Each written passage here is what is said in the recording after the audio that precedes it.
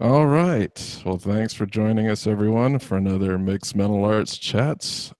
This week, we're discussing the book Slaughterhouse-Five by Kurt Vonnegut.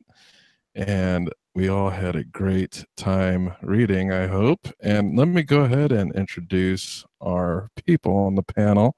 Go ahead and take it away, Hunter. Hi, everybody. My name is Hunter Maats, longtime listener, first-time caller. I co-host the Mixed Mental Arts podcast. I have read Slaughterhouse-Five before. I did think it was called Slaughterhouse-Five, so I may not have understood most of it. So I'm hoping that this group can help me understand it. All right, Isaiah. Hello, I am Isaiah. I do things and I hide in my basement with Cheeto fingers. So Slaughterhouse-Five is one of my favorite books. I actually listened to it instead of reading it the first time that I heard it. On a KC-10 en route to Ramstein Air Base in Germany. So yeah, it's that was a kind of surreal experience listening to Slaughterhouse-Five while on an American military aircraft over Germany. So, yeah, I'm excited about this. All right, Cate, go ahead and introduce yourself. Hello, I'm Cate Fogarty. I have also read Slaughterhouse-Five before. It was actually when I was in high school. I had this is not as cool of a story as Isaiah's, but I had a college boyfriend when I was in high school who was so much smarter and cooler than me, and he gave me this book, and I read it, and then I re-listened to it this week and loved it again. I'm excited to talk about it, and that's it. Great. All right, Ladan. I'm sorry, I'm butchering your name. Ladan, go ahead and introduce yourself. No problem. Ladan. My name is Ladan, and really happy to be here. You know, I'm calling deep inside the heart of paradise in Bali, Indonesia. So it might sound a bit like I'm in Bali, Indonesia, with the internet quality. The hand-cranked internet is not as good as it could be. But yeah, I really like this book. I actually read it, I think, 2 years ago, and with the interesting trivia about the book, I actually read it in Dresden, which is that's awesome. Great. Ladan, your internet connection is really bad. So when you do choose to talk, be very, very concise and powerful. Yes, and you do sound like yeah, sounds good. I think I'll turn off the video. Maybe that'll help. Oh yeah, it helped a lot. It helped a lot. All right, okay. Andrew, go ahead and introduce yourself. I'm Andrew Gliebe. I'm here in Virginia. I'm a painting contractor, so I listen to a lot of books and a lot of podcasts at work. And anytime that I don't have anything particular I want to listen to, I just listen to Kurt Vonnegut. And Slaughterhouse-Five is a favorite. The Ethan Hawke version is the one I like the most. I haven't listened to the James Franco one yet, though. Yeah, I'm excited about listening to the Ethan Hawke one now. Yeah, it's really good. He whispers it kind of, so it makes it even darker than I think. It's really good. That's all awesome. Right. Thank you very much. My experience with the book, very similar to Cate's. I had a girlfriend who was a literature major at the time when I was young, and she handed me the book and told me to read it. I think she knew I was into UFOs at the time, so it probably was something mildly interesting to me. I loved the book. It was great. It also taught me about a historical event that I didn't know about. That was such an atrocity. But it was really interesting, just the way it was written. I had never read anything quite like it. and it's still amazing to go back to it and listen to it. I didn't get to listen to it by like some famous voice actor. It was just some random guy off the internet, but it sounded great anyway, and it was free. So that is my experience. But if you want to talk about the event that centers around the book, the historical event, does anyone want to go ahead and I'm an describe? amateur historian, so I can take this away. I love talking about history, especially the All right. Second World War. Go All right. ahead. All right. and Hunter, jump in anytime because I know you're a Well, nerd too. I think it's important to ask the question, does America commit atrocities? I mean, Dusty, I mean, you just blew my mind. I was pretty sure that America had never done anything bad. But now that you're suggesting that America might have done things that are less than good, I mean, already this is getting to a really caliente place that I like. Well, everything that happened in Japan was less than good. So we firebombed all their cities and then put the cherry on top with an atomic bomb. So it's not it's not like we didn't know that we're doing some crazy stuff. American slavery. And for a point of reference with the Japan thing, more people died in the firebombing of Tokyo than in both Hiroshima and Nagasaki combined. So, I mean, there's that. Yeah, America has been committing atrocities since before it was America. I mean, you have the Trail of Tears, named the Trail of Tears for a reason. But with the Second World War in Dresden specifically, Dresden wasn't a military manufacturing center when it was bombed. It was, and Vonnegut mentions that in the book, that it was unlikely that Dresden was to be attacked by the Allies because there was nothing worth bombing there. But Curtis LeMay, the first Secretary of the United States Air Force, was the king of strategic bombing campaigns. And strategic bombing is something that the Air Force historically has used to basically break the back of the enemy by attacking non-combatant areas. It's funny to say that because, you know, it would be considered a war crime to do that, like in Syria today. But that was how the war was waged in the Second World War. I mean, the Germans were bombing London profusely during that time as well. And yeah, so, and another point of reference for the environment in which the book takes place within the war itself is the Battle of the Bulge. Billy Pilgrim gets captured during the Battle of the Bulge, which was the last push of the Wehrmacht after the landing of the Allies on Normandy and the push towards Berlin. So that's basically the background of the action in the war. And I think the important thing, too, what Isaiah is pointing to, is there's a real asymmetry in what we register as an atrocity, right? So, you know, obviously there's a lot of attention on the atomic bombings of Hiroshima and Nagasaki, right? But the death toll is higher in the firebombing of Tokyo. So what should we be caring about? Should we be caring about death toll? Or is it that, you know, I mean, an atomic bomb is very much like a shark attack in the sense that it's this very dramatic, singular event that really captures the attention.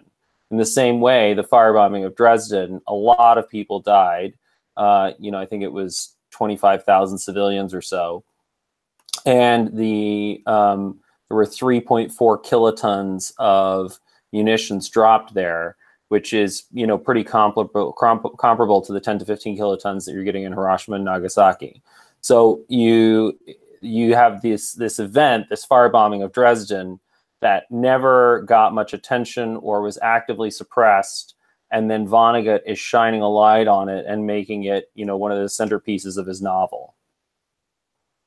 Yeah, and man, it this book leaves you speechless. That's the thing about it, is that, you know, all you can do is sit and say, so it goes. Which is the famous line from the book that is used every single time someone dies. And when you listen to the book, you hear "so it goes" a million times. But I think it might be interesting. Yeah, what in reading this book, what struck everybody the most? Dusty? Well, there are a couple things. One of the things was when they were captured and they were having some interactions with the German soldiers, and they were all kids and basically in rags at that point in the war. So the Germans themselves were no better equipped than the Americans, but at one time, one of their propaganda agents took the shoes of one of the American soldiers for themselves and then took a picture of the American soldier and sold it as propaganda, showing that America is poor and can't even keep its soldiers well equipped. I thought that was really interesting. And for me, also, the funniest part of the book, I can't remember the name of the character, but from what I've read, there's also like another book based off of this character, but it's the like American defector that was like some type of propaganda. Campbell. Yeah, Campbell. Yes. So the funny part was when they were basically like describing what he was wearing. So he's like wearing a cowboy hat with like swastikas on it and all this other stuff. It was like when they started describing him, I just busted up laughing. But yeah, those are the two things that stuck with me when I was listening to the book recently. Yeah, and that's another one of those things that Vonnegut is shining a light on that doesn't usually get reported. There were a whole bunch of Americans who went and fought for the Nazis.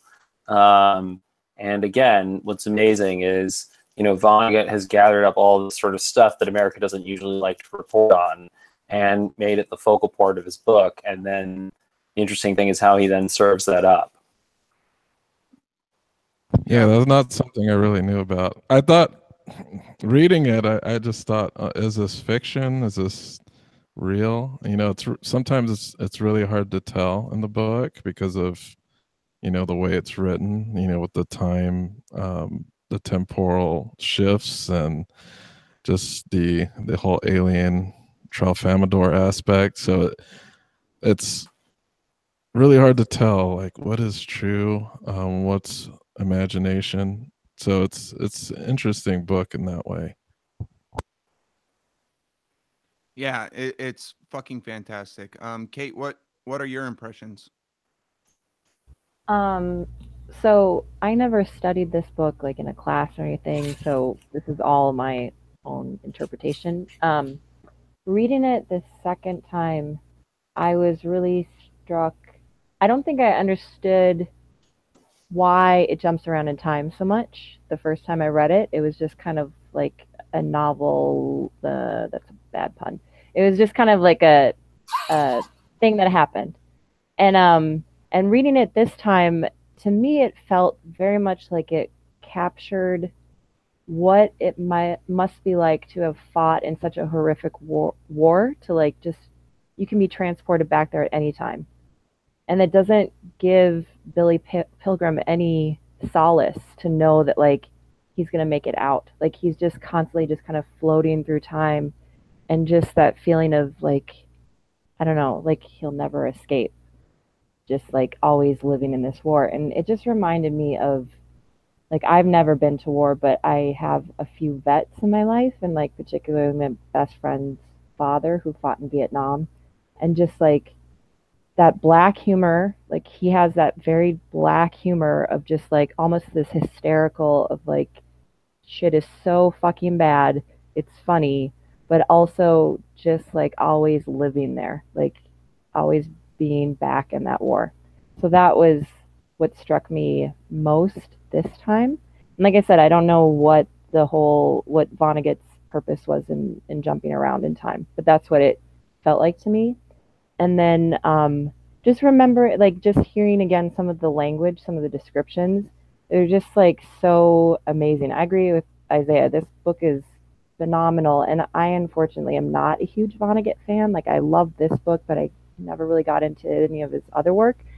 And like one that really stood out to me is when he's talking about Billy Pilgrim's mother, and she, like many Americans, tried to assemble a life from things that she bought in a gift store. Like, Yeah, just things like such that, a where I'm good just line. like, oh my fucking god.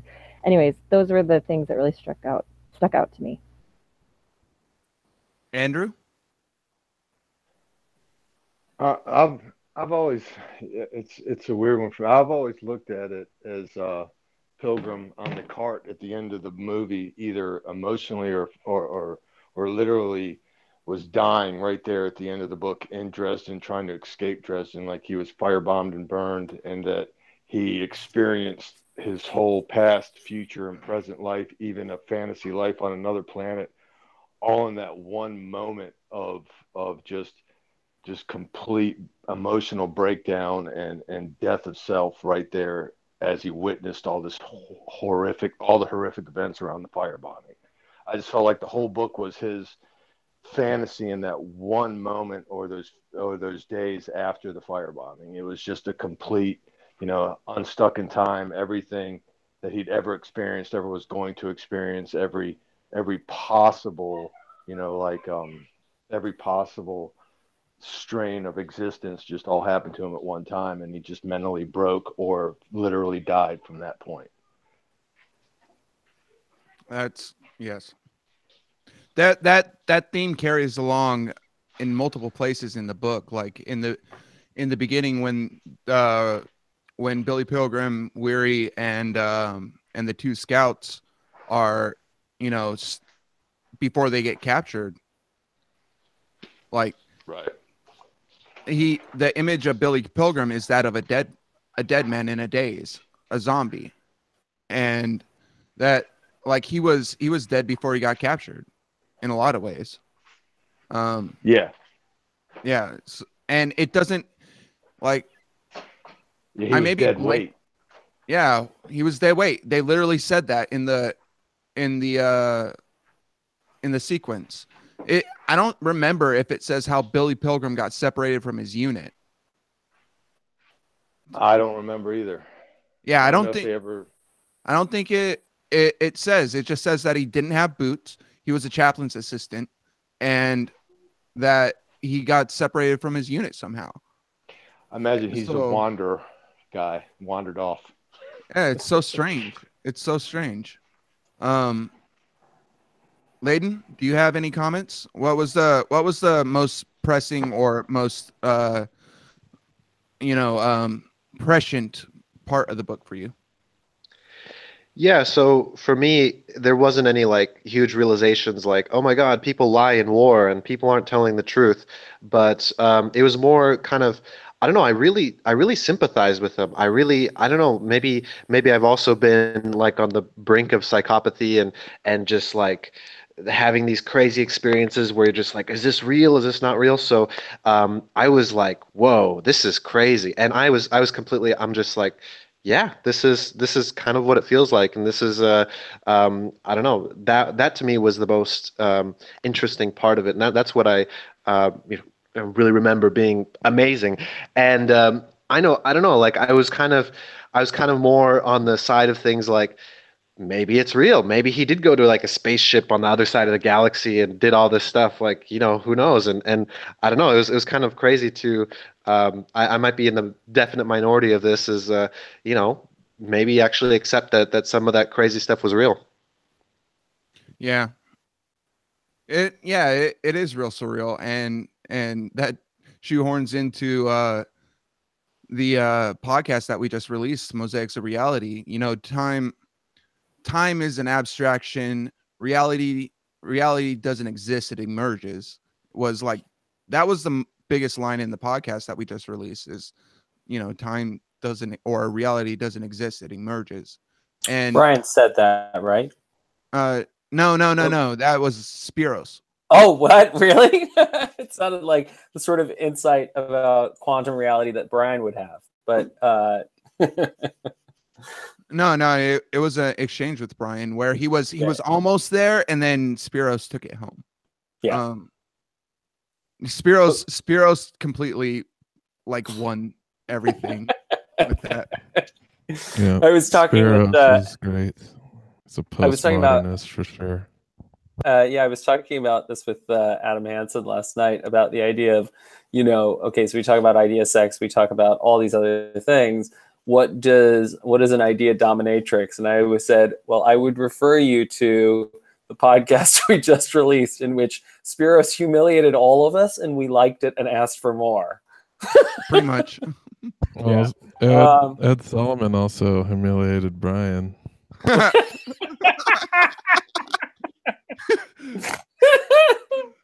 no, I mean, I was thinking about this too, Isaiah, in terms of like Spiros's conception of time is very Tralfamadorian. Yes.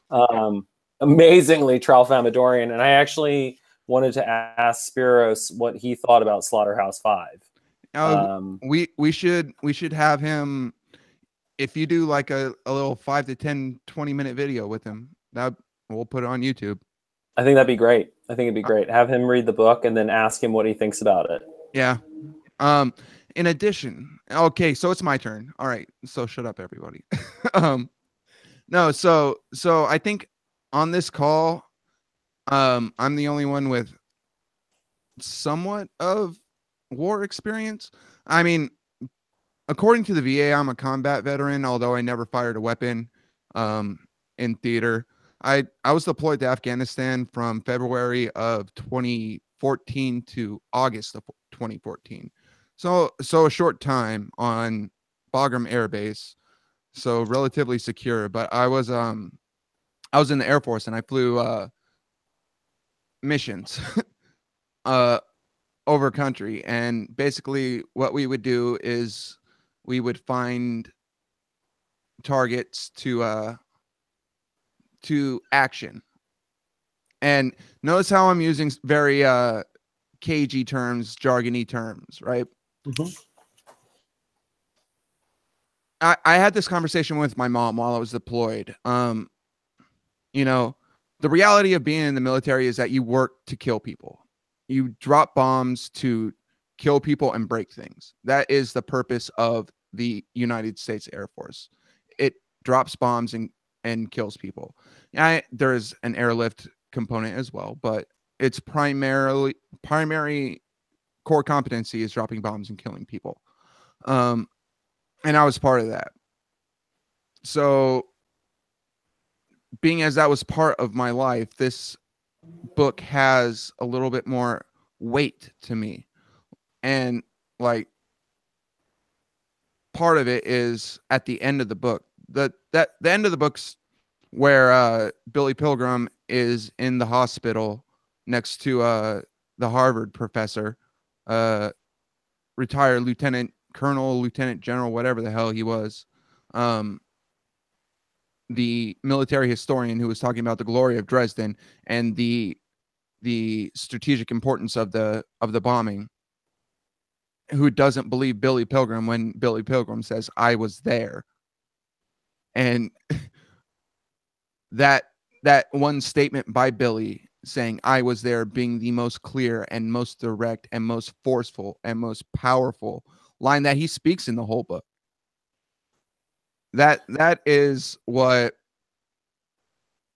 sticks out to me the most, because it's so surreal and it's so like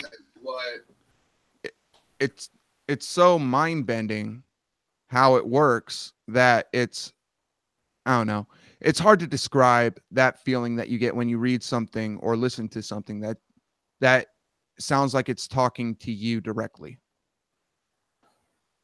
Go ahead. I was gonna. Firstly, the guy's name is Bertram Copeland Rumford. That's the professor.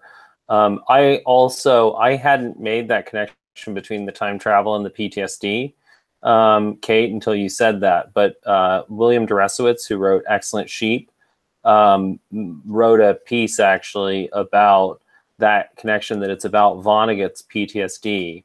And the name of the piece, Isaiah, is I Was There. Yeah. Yeah, I'm gonna look that up now. But yeah, I mean, like, so I mean, this is something that I'll share in a little snippet. But you know, I was having flashbacks all this week, you know, because I met a Vietnam veteran on last Friday, and he was talking about his experiences over the skies of Vietnam. So, I mean, this shit is real. Like the time travel, it's a metaphor, and the Famidorians, they serve a purpose to draw the metaphor, but I don't know. It's hard to explain how it feels like you're transported back, and the smells and the way your body feels when that happens. It's so strange and so surreal. Yeah, I can't speak to the flashbacks. Like, I don't have personal experience outside of shooting Nazis in Call of Duty 2, but one Thank of you my for your service, Dustin.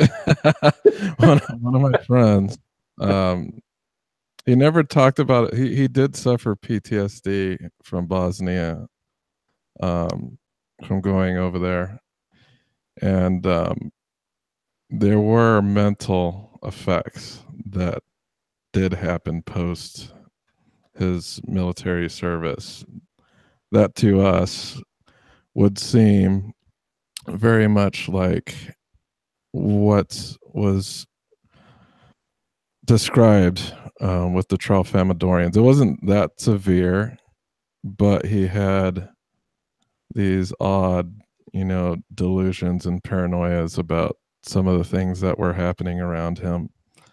But I can totally see how the Famidorians could be a product of the war experience that he suffered in Dresden in World War II. Yeah, and we have a newcomer. Willie, can you hear me? Oh, I yes, sir, I can. Yeah, I know. I'm trying not to. I do have some company, so I didn't want to drown the sound. But if we're talking about the way in which he uses time travel and the way that he talks, I never can say the alien's name right. I always want to say the Telemaphorians. Famidorians. Yeah, whatever it is. And I want to say that's an anagram for something, but I think that he uses time travel more as a plot device that allows the disjointedness of each experience that comes along with PTSD. He uses the time travel to each and every place, kind of like Tim O'Brien did in The Things They Carry. It's all disjointed. It's all jigsawed together in a way so we can experience that same disjointedness of his reality. I think the telemaphoria blah blah blah blah blah blahs are more of a they're a satire of how he saw the problems within society, and then obviously he has the jumping back to being a prisoner of war within Dresden, and then the now with his daughter and everything that happened there. So the way that I think that he used time travel was a plot device to allow the fractured nature of the war experience. I have not witnessed it or felt war myself, but that's how I experienced it through the reading. and I don't know necessarily that it's correct. It's the beauty of literature. What is correct? You know, I can't say with certainty. Totally. All right, because we haven't introduced you, Willie. So for everyone that's been watching, go ahead and introduce yourself. My name's William Santilli. I'm out of Kalamazoo, Michigan. I teach at Kalamazoo Central High School. What do you want to know? Like, well, 30s.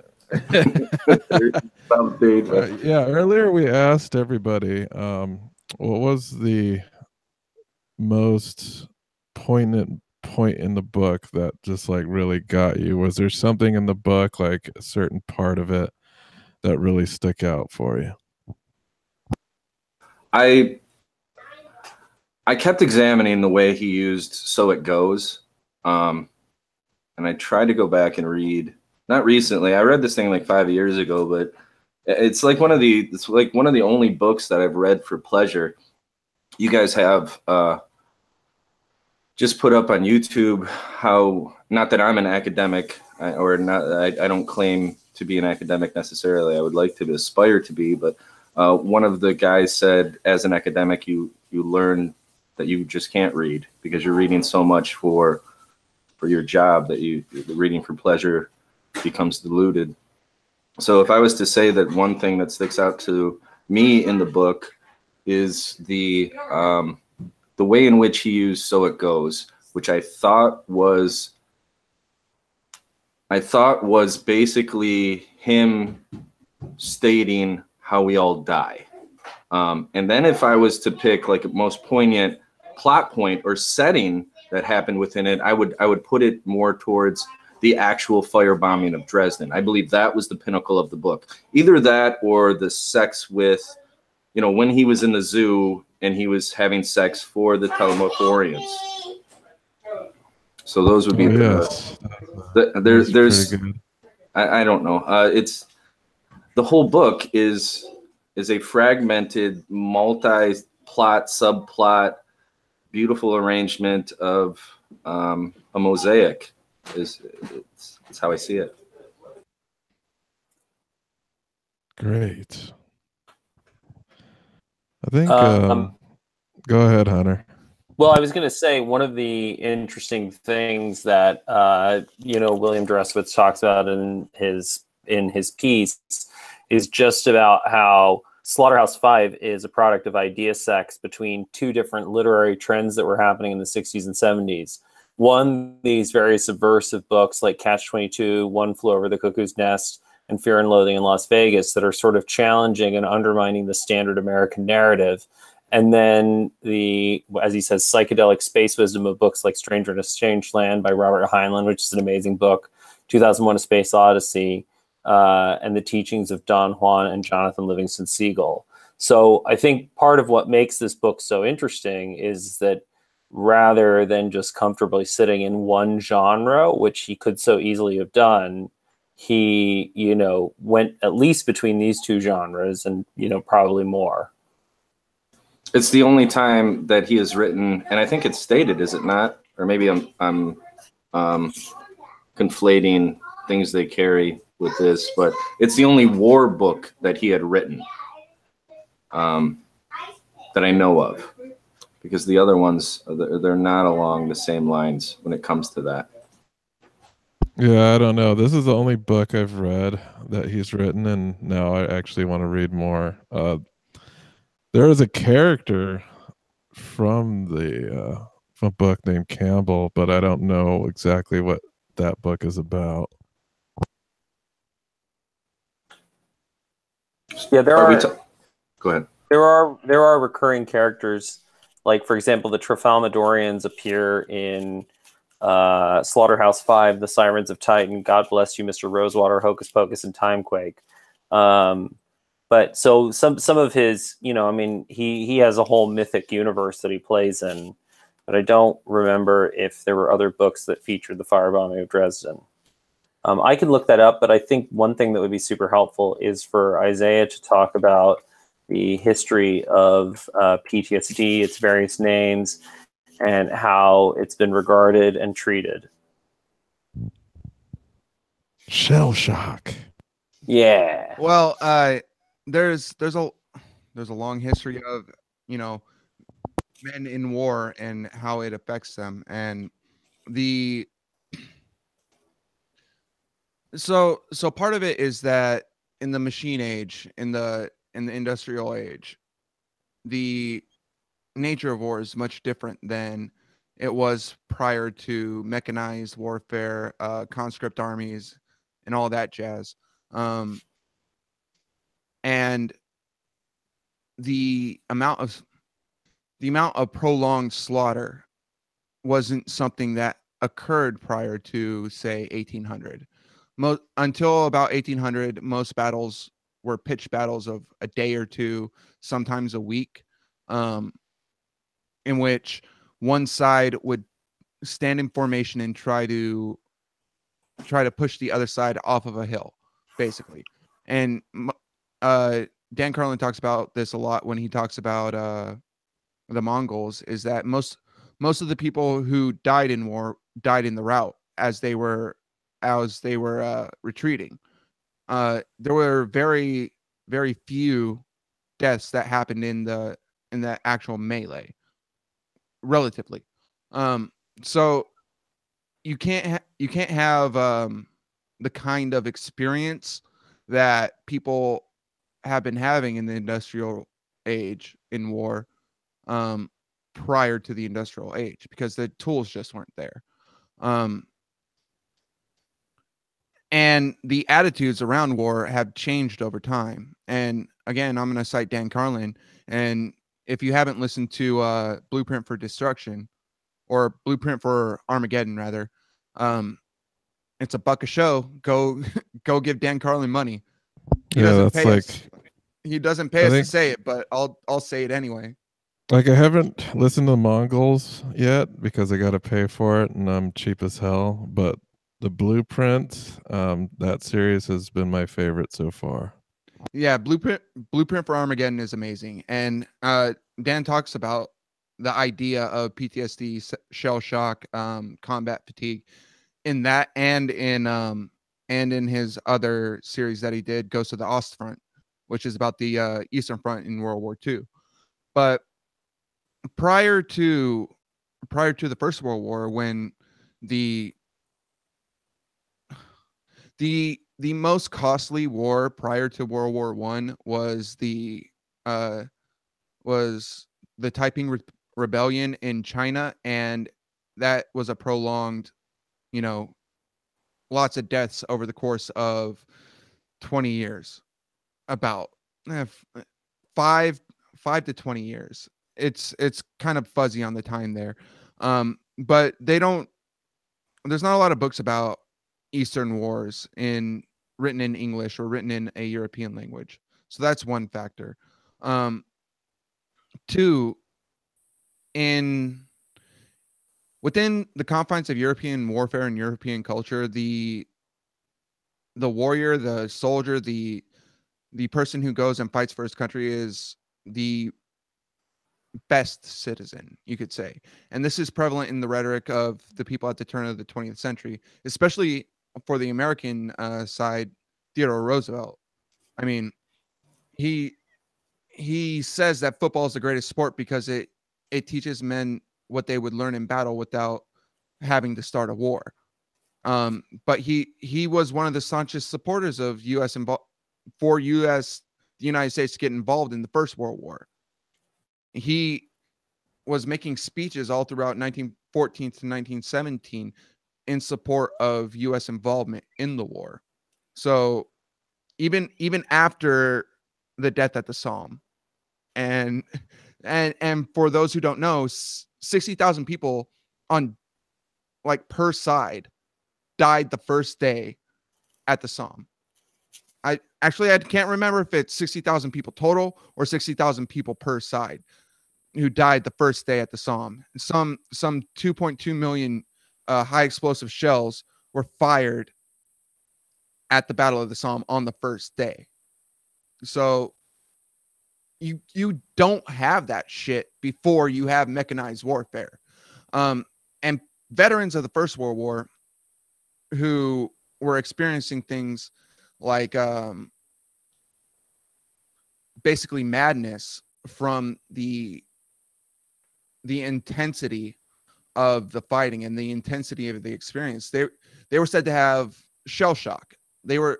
The doctors at the time believed that because of the nature of the shells exploding, it jiggled their brains and made them insane because of basically traumatic brain injury. And it was really confusing when people who were basically driving, ambulances on the battlefield, like, for instance, Tolkien was an ambulance driver in the First World War, and Hemingway was an ambulance driver in the First World War. Walt Whitman. I'm not sure. He was in the Civil War. Yeah, Walt Whitman was in the Civil War. He was a medic. That's all. He was a medic in the Civil War, but not in the First World War. And the Civil War is a whole other story altogether. We should have a MMA chat on just the Civil War in the future. But so when people who were not exposed directly to combat started showing signs of shell shock, the doctors had to kind of revise their hypothesis. And in the Second World War, they started calling it combat fatigue. And if you've watched Patton with George C. Scott, Patton was a hard ass, and he would basically call anybody who had combat fatigue a coward. And this is another motif that appears in the book, with Billy Pilgrim being, lambasted for being a disheveled mess. And I mean, there's definitely echoes of that within Billy Pilgrim's character of when the British officer says, what did they do to you? It's like nobody knows what the war did to him because it's not stated. But when the British officer asks, what did they do to you? You look like a shell of a man. That's oftentimes what war does to people. Well, and it's also not stated, and I'm sure you can speak to this more, but because there's a shame around stating it and around opening up and talking about it. I mean, well, it's even more than shame, because prior to the First World War, and even all through the First World War and into the Second World War, most armies would shoot people who turn tail and run. And again, notice the phrase that I'm using: turn tail and run, instead of trying to escape the mass murder and the mass atrocity that is unfolding in front of you. Turncoats, deserters. Yeah. The entrenchments. Because if you're not actually retreating and you're just like running away from the front line, then that's what they would see as cowardice. Well, and go ahead. I'd say it's stronger than that. It's not what they would see as cowardice. It's what they would frame as cowardice, because that's the whole point. Is you're telling a story about these people, and trying to manage the narrative so that, let's make it clear, like, you trying to preserve your own life is a bad thing. It's weakness. It's shame. It's disloyalty. It's a failure to support your fellow troops. And, part of, in terms of this subversive period of novels, Catch-22, One Flew Over the Cuckoo's Nest, all of those sorts of novels, and Slaughterhouse-Five, is it's starting to undermine those narratives and question those narratives that everybody had been raised on. And that's the changing perception of war that Isaiah is talking about. Exactly. Like 100%. It's the changing narratives around war. And another prescient thing that I want to mention is that there's a non-commissioned officer rank in most armies and most military units around the world called the first sergeant. And the first sergeant insignia, at least in the United States, has a diamond on it, and that diamond signifies a spear tip. Basically, the role of the first sergeant prior to modern warfare was the first sergeant would stand in the back of formations, and he would be the one who would basically spear anybody who would turn tail and run, who would turn and run away. He was the stick, the spur to get that formation to go and engage with the enemy. And that role is still something that exists within modern military units, the first sergeant. It's not necessarily the same scope, but it's, it's a thing. And then also wasn't, shell shock portrayed as a failure of character? Yes. Shell shock and combat fatigue and PTSD, honestly, still to this day, are oftentimes painted as failures of characters, lack of fighting spirit, lack of backbone, lack of manliness, outright cowardice. There, in the early days of the First World War, shell shock was not considered to be a thing. It was anybody who would display the effects that we now call PTSD in the First World War were, many of them were shot as cowards or shot at, like, you could literally be shot for not showing enough tenacity on the battlefield in the First World War. And there were people who were, and there are stories of those people being lined up by firing squads on all sides, the Germans, the French, the British, especially before the United States got involved, and being shot. And same thing with the Russians as well. Well, I'll never. Have you guys ever seen that movie Enemy at the Gates? Yes. Yeah, there's that amazing scene where they don't have enough guns for everyone. So they give one person a gun, they give another person bullets, they send them off in teams, and then they unleash their own machine guns on their men to make sure they don't retreat. So you have enough bullets to shoot at your own men to make sure they don't retreat, but not enough bullets to arm them to fight off the enemy. And that was the Red Army, by the way, Yeah. that we're referencing there. And that's an actual thing that happened in the Battle of Stalingrad. And that's an actual thing that happened in the Korean War with the People's Volunteer Army of China. They literally did not have the materiel to supply their troops when they invaded or supported North Korea after the Allies had pushed up to the Yalu River. So they sent 2 million soldiers, about it's not 1 in 10. It might be 1 in 10. It's some ridiculous ratio of Chinese soldiers were armed to not armed. More people were just running at Allied machine gun nests and just literally piling bodies until the gunners could not shoot through the piles of bodies, and more Chinese soldiers would climb over those piles of bodies to get to the machine gun nest, and the machine gun nest would fire until they ran out of bullets, or that until the barrels of their guns melted. I mean, it's like a fucking cartoon. Like, well, and I mean, I think that is, and then that's the point is that in some senses, Vonnegut then depicts it like a cartoon.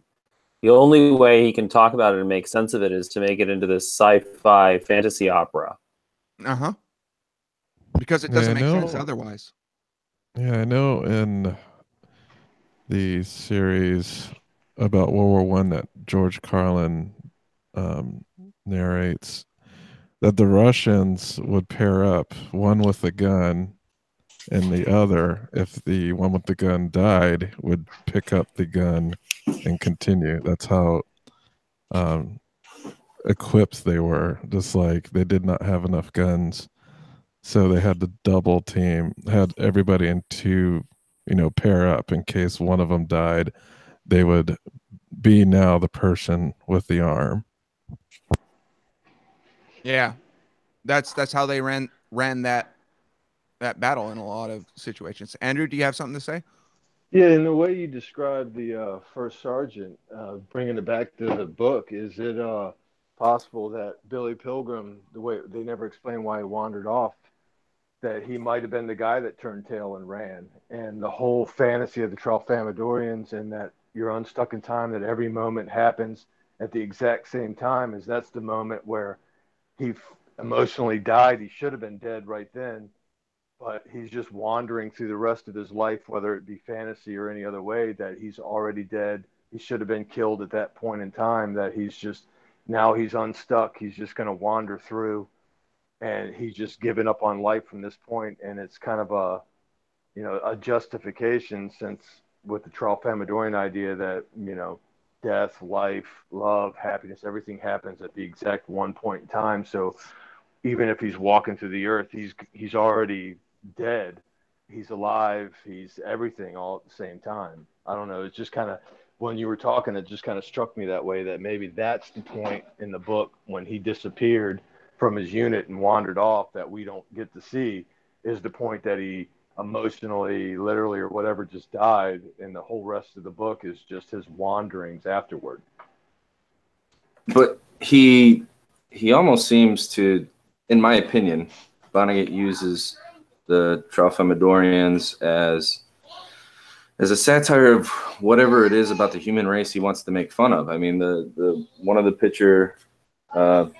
few illustrations in the book is, I was talking about sex, right? And there's one, and then it could be war, it could be argument, it could be the way in which we wake up. I remember reading that they were messing with the time just to see, like, how one greets the day, so to speak, because I don't believe that they slept. So the whole idea of being in that alien planet and seeing, I mean, it was first person for him, but for the Tralfamadorians, it was more of a third person experience. They're watching through this aquarium of what humanity is, and it's satirical. It puts it on display for us to examine. Like, is it the ridiculousness of it, the beauty of it, how the human exhibit within the zoo was, you know, there was kids watching around. They would Telemaphorian kids. There was Tralfamadorian, damn it. Whatever it is, man. Whatever the hell it is. There's lots of syllables. But I'm gonna mute you so you can practice it. Shit. No, but, listen to what I'm saying. You have a point. I hear what you're saying. Like, the Tralfamadorians serve as a plot device to allow a reflection of the aspects of humanity writ large, and that's the whole point of having Billy Pilgrim and the porn star. God damn it, I can't remember. Montana Wild Hack. Montana Wild Hack. If you're ever brain on that, man. That just reminded me of, if you're ever in Cody, Wyoming, ask for Wild Bob. But yeah, I mean, that the relationship between Montana Wild Hack and Billy Pilgrim on Tralfamador is the most beautiful aspect of the novel, aside from just the bird going pooty wheat. You know, it's like you can't. It's so strange. It's like, was the Tralfamador a complete illusion for Billy Pilgrim, or because Vonnegut wrote it as being true, is it true? You don't know that. What purpose do the Tralfamadorians serve within the context of the book? Are they God characters? Are they nature writ large? Are they just a fiat through which Billy Pilgrim can, you know, work through his own problems? Like, none of that is directly clear.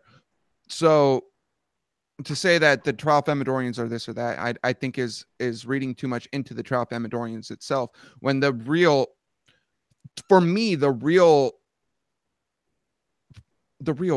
moments are the individual moments, like the way that he describes the smell of someone who has been drinking as being the smell of mustard gas and roses. Just that juxtaposition of mustard gas and roses, something that will literally make your air passageways melt, versus one of the sweetest smelling things that humans know of.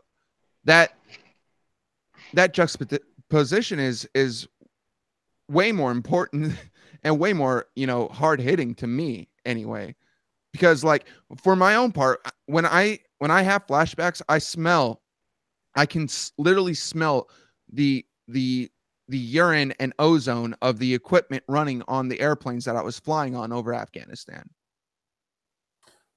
And So I they think didn't clean the septic tanks out? No. We peed in bags. So I flew on MC-12s, which are twin turboprop, small aircraft, right? And there's a ton of electronic equipment for reasons on the aircraft, right? And it runs constantly, so it generates a lot of heat. And when electronic devices run, they basically they generate ozone around the circuits, right? Oh yeah, I know what you mean. Like I remember that's one thing. I can walk into a room and just smell electronics running. And I think the question wasn't about the electronics; it was more about the urine. Well, Yeah. I'm just giving a whole background, right? So it's a small airplane, right? It's a crew of 4, and so there's no bathroom on board, so you have to pee in a bag. It's basically a bag with silica gel that gelatinizes, right? When it gets wet, Like a diaper. Yeah. So you have to piss in those, right? And then you try and you seal them up and you stick them, off to the side or in a bag or something. And when I first got there, I wouldn't drink water during the day so that I didn't have to pee on board, because when you stand up to piss, you're hunched over and your head's hitting the top of the airplane, and you're trying to unzip your shit with 4 other dudes in the plane, in a space that's no bigger than arm width. Like you couldn't even reach arms all the way side to side, and it wasn't tall enough to stand up in, right? So what you had to do is you hunched over, pissed in this bag, and then tried to seal it up. Well, I'm there trying to do my job as well. So I'm monitoring what's going on here, and I'm monitoring what's going on, on the airplane, because when you're on a flight crew, everybody's responsible for safety and everybody has a job to do. So if ground control sends up a radio signal that needs to be answered, then somebody has to answer it. So you're monitoring the radio, you're monitoring your equipment, you're monitoring the mission overall while you're trying to take a piss, right? So, and sometimes the wind blows and bumps you while you're trying to take a piss and you piss all over the floor. So yeah. So It seems like accidents happen, and it smells like. It seems like that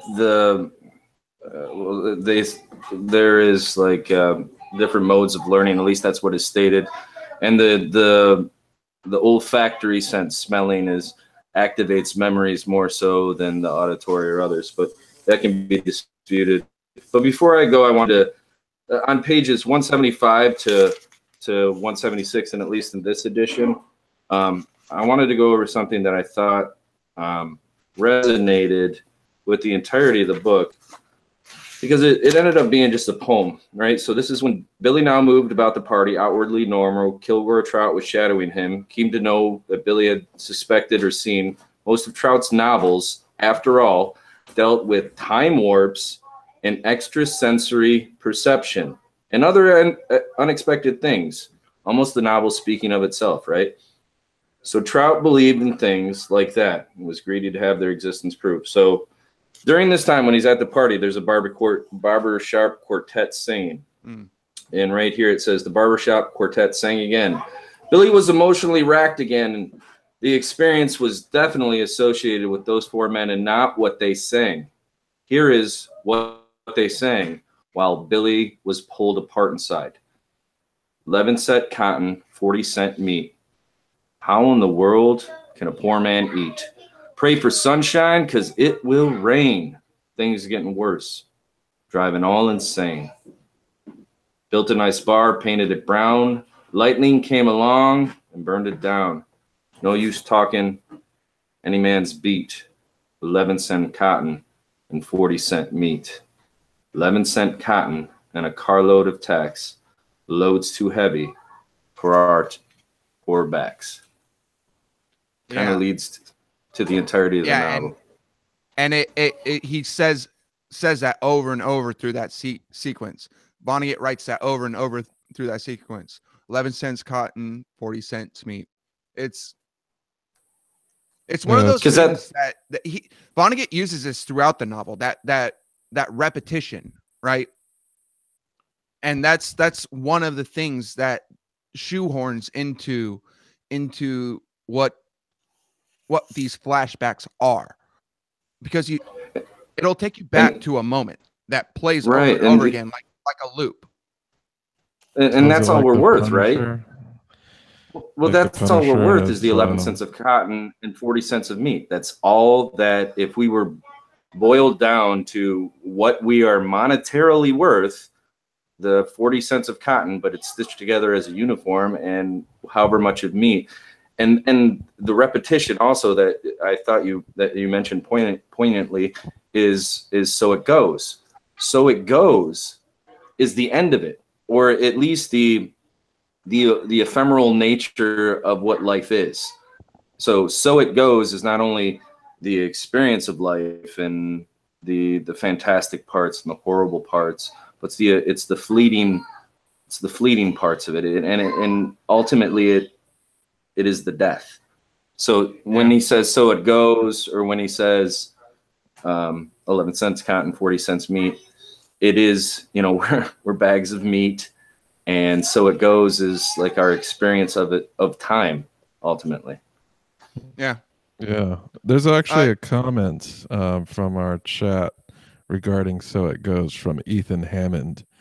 He writes, I always thought that the phrase "so it goes" was a continuous reminder of how he has given up on the concept of agency. Hunter, do you have any comments on that? Yeah, I mean, I think it all comes down to how you're framing the situation, right? So, I think a lot of what's interesting is that, if this is about Vonnegut's PTSD, right, and you're trying to live with the difficulty of what you've done, then you develop this reframing where it's essentially you're not in charge. You didn't make this choice. And as he talks about with the Tralfamadorians, the moment was so structured that it had to go that way. And so I think that's, part of what the coping strategy becomes. And I think that's what's interesting as well is, you've got Montana Wildhack, who goes through this experience of, appearing in blue movies, which is, a distancing euphemism for pornography.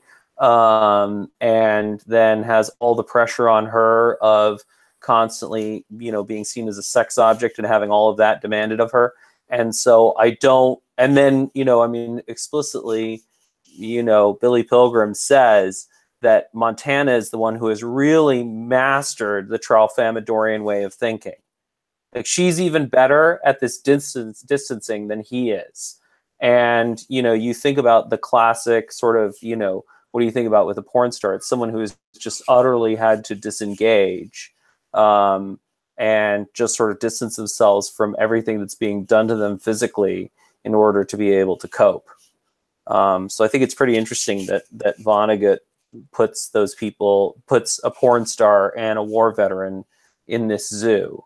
And I think that, it's about absolutely distancing himself from agency. Not just that he has given up on agency, but that he has had to give up on agency in order to be able to handle those experiences or make sense of them. So I have a couple of comments on that. One, in addition to my experiences overseas, I was also a Chinese linguist in the Air Force. Isaiah, may I interrupt and say one last thing to that prior, and then I'm gonna take off. Go ahead. Yes, sir. I just have the question of agency as, do we ever truly have it, or is it illusion anyways? And I kind of have that comment for the person who responded in our chat. When do we truly have any agency? Maybe it's a perception thing. And then back to you, Isaiah. You left off on when you were going overseas. And have a great night, guys. And thank you for letting me join. Thanks for joining, Willie. And that shoehorns right into where I was going with it, because, like, being a Chinese linguist, the word for nature itself is da ziran, which is that which is, basically, is of itself, that which acts automatically, that which just is, that which goes, so it goes. It's the same parallel idea between the concept of so it goes and the Chinese concept, the Taoist concept of how nature is, right? It describes it as because the moment was structured that way. Like, this is the whole concept of the butterfly flapping its wing in Indonesia will cause a hurricane in Florida. It's that whole idea, right? Nothing is untouched from anything else. Everything affects each other within the world. Everything resonates with each other. And this is something that Spiros talked about on the podcast on Friday with the resonance phenomenon. Like, and that you mentioned, Hunter, with the metronome phenomenon. Like, things resonate with each other. So it's not a question of agency in my view. To think of agency as being opposed to the vicissitudes of nature itself, I think is a false dichotomy, because I have the agency to choose whether or not I'm going to smoke this cigarette. But at the same time, I'm still sitting here smoking this cigarette. Is it a choice, or is it, just something that happened? And this gets in the whole free will argument, which I think is nonsensical on its face, because I do have the choice to smoke or not. But whether or not I have chemicals in my brain that lead me to want to smoke is irrelevant. I'm going to do it, or I'm not going to do it. That's the dichotomy. It's A or B, smoke or don't smoke. It's not, do I make the choice to smoke, or do I not make the choice to smoke? I think that's a not useful way of thinking of things. And in the same vein, I think of the dichotomy between so it goes and ceding agency is another false dichotomy. Yeah, and in practice, in any given day, we all cycle through many perspectives. Like, over the course of a 24-hour period, I sometimes am like, yeah, I'm fucking in charge of making shit happen. And then sometimes you have to cycle to the perspective of, like, you can't always control these things. Like, it just sort of happened. They were factors outside of my control. And, there's this metaphor that I really love from the Tao of Pooh about the emotional piano. And there are all these different notes we can play between sort of agency and then not being in control. And the question is, it's about the wisdom to know the difference. It's about when are you choosing to be in control and when are you choosing to have that more resigned perspective. Well, yeah, I would agree. things... I mean, oh, sorry. Yeah, go ahead, Ladan. Yeah, I mean, for me, the so it goes kind of talks about like randomness and I guess like agency, but it's also a big part of it is, the way we've structured things. So, for example, with an army veteran and a porn star, I mean, like it's a randomness. They're out of their agency, but they still they're in a society, they're in a system that allows for that. They're in a system that kind of creates that, and I guess it's not even a randomness in that case. It's like that's the thing that's expected, and you're just in a fucked up system. Yeah, so that's kind of how I see it, is like an inhuman, like so it goes is an inhuman, like okay, just that's where I'm at, something like this. So yeah. Yeah, I thought it was interesting because the book itself, like, I'm not arguing for the lack of free will or anything, but the way the book is structured, because of the temporal displacements that happen, and because in certain parts of the book, he does predict what's going to happen to specific characters before it happens, such as like the time and date of the bomb. Um, in this way, so it goes does play to the specific character's lack of agency due to his ability to see what's going to happen in the future. And I believe it's just really just specific to this character. I'm not saying it's outside of the realm of what we experience, but I don't know. Spiros is crazy and maybe he's right. So who knows? What is Well, time? Yeah, in general, there's few things that I love more than Brian Callen's Spiros Michalakis impression, because he just goes into this Greek accent and then is like, "But time, what is it?"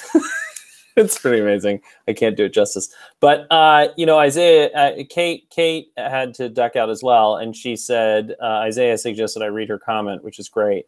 I unfortunately have to run. Great chat. I think whether the Tralfamadorians are real or not is the metaphor of PTSD. They're real to Billy. Just like flashbacks are real to soldiers, and his daughter at all gets so angry at Billy for talking about this thing they can't understand. I really like what Andrew said about Billy dying when he wanders off. Gave me a new thing to think about the book. Thanks. If you like books about World War II, I recommend All the Light We Cannot See, a great movie based on a book, Mudbound. If you like time-jumping stories, Arrival based on a short story. And I think that's the interesting thing, too. I'm listening to Damasio's latest book, The Strange Order of Things. And the whole point is that, we don't, no human directly experiences reality. It's all a projection created by our minds. So, I don't think that just because your projection is a more or less realistic map for this moment, that doesn't make it any less real than if the projection is a projection from a moment that you already lived.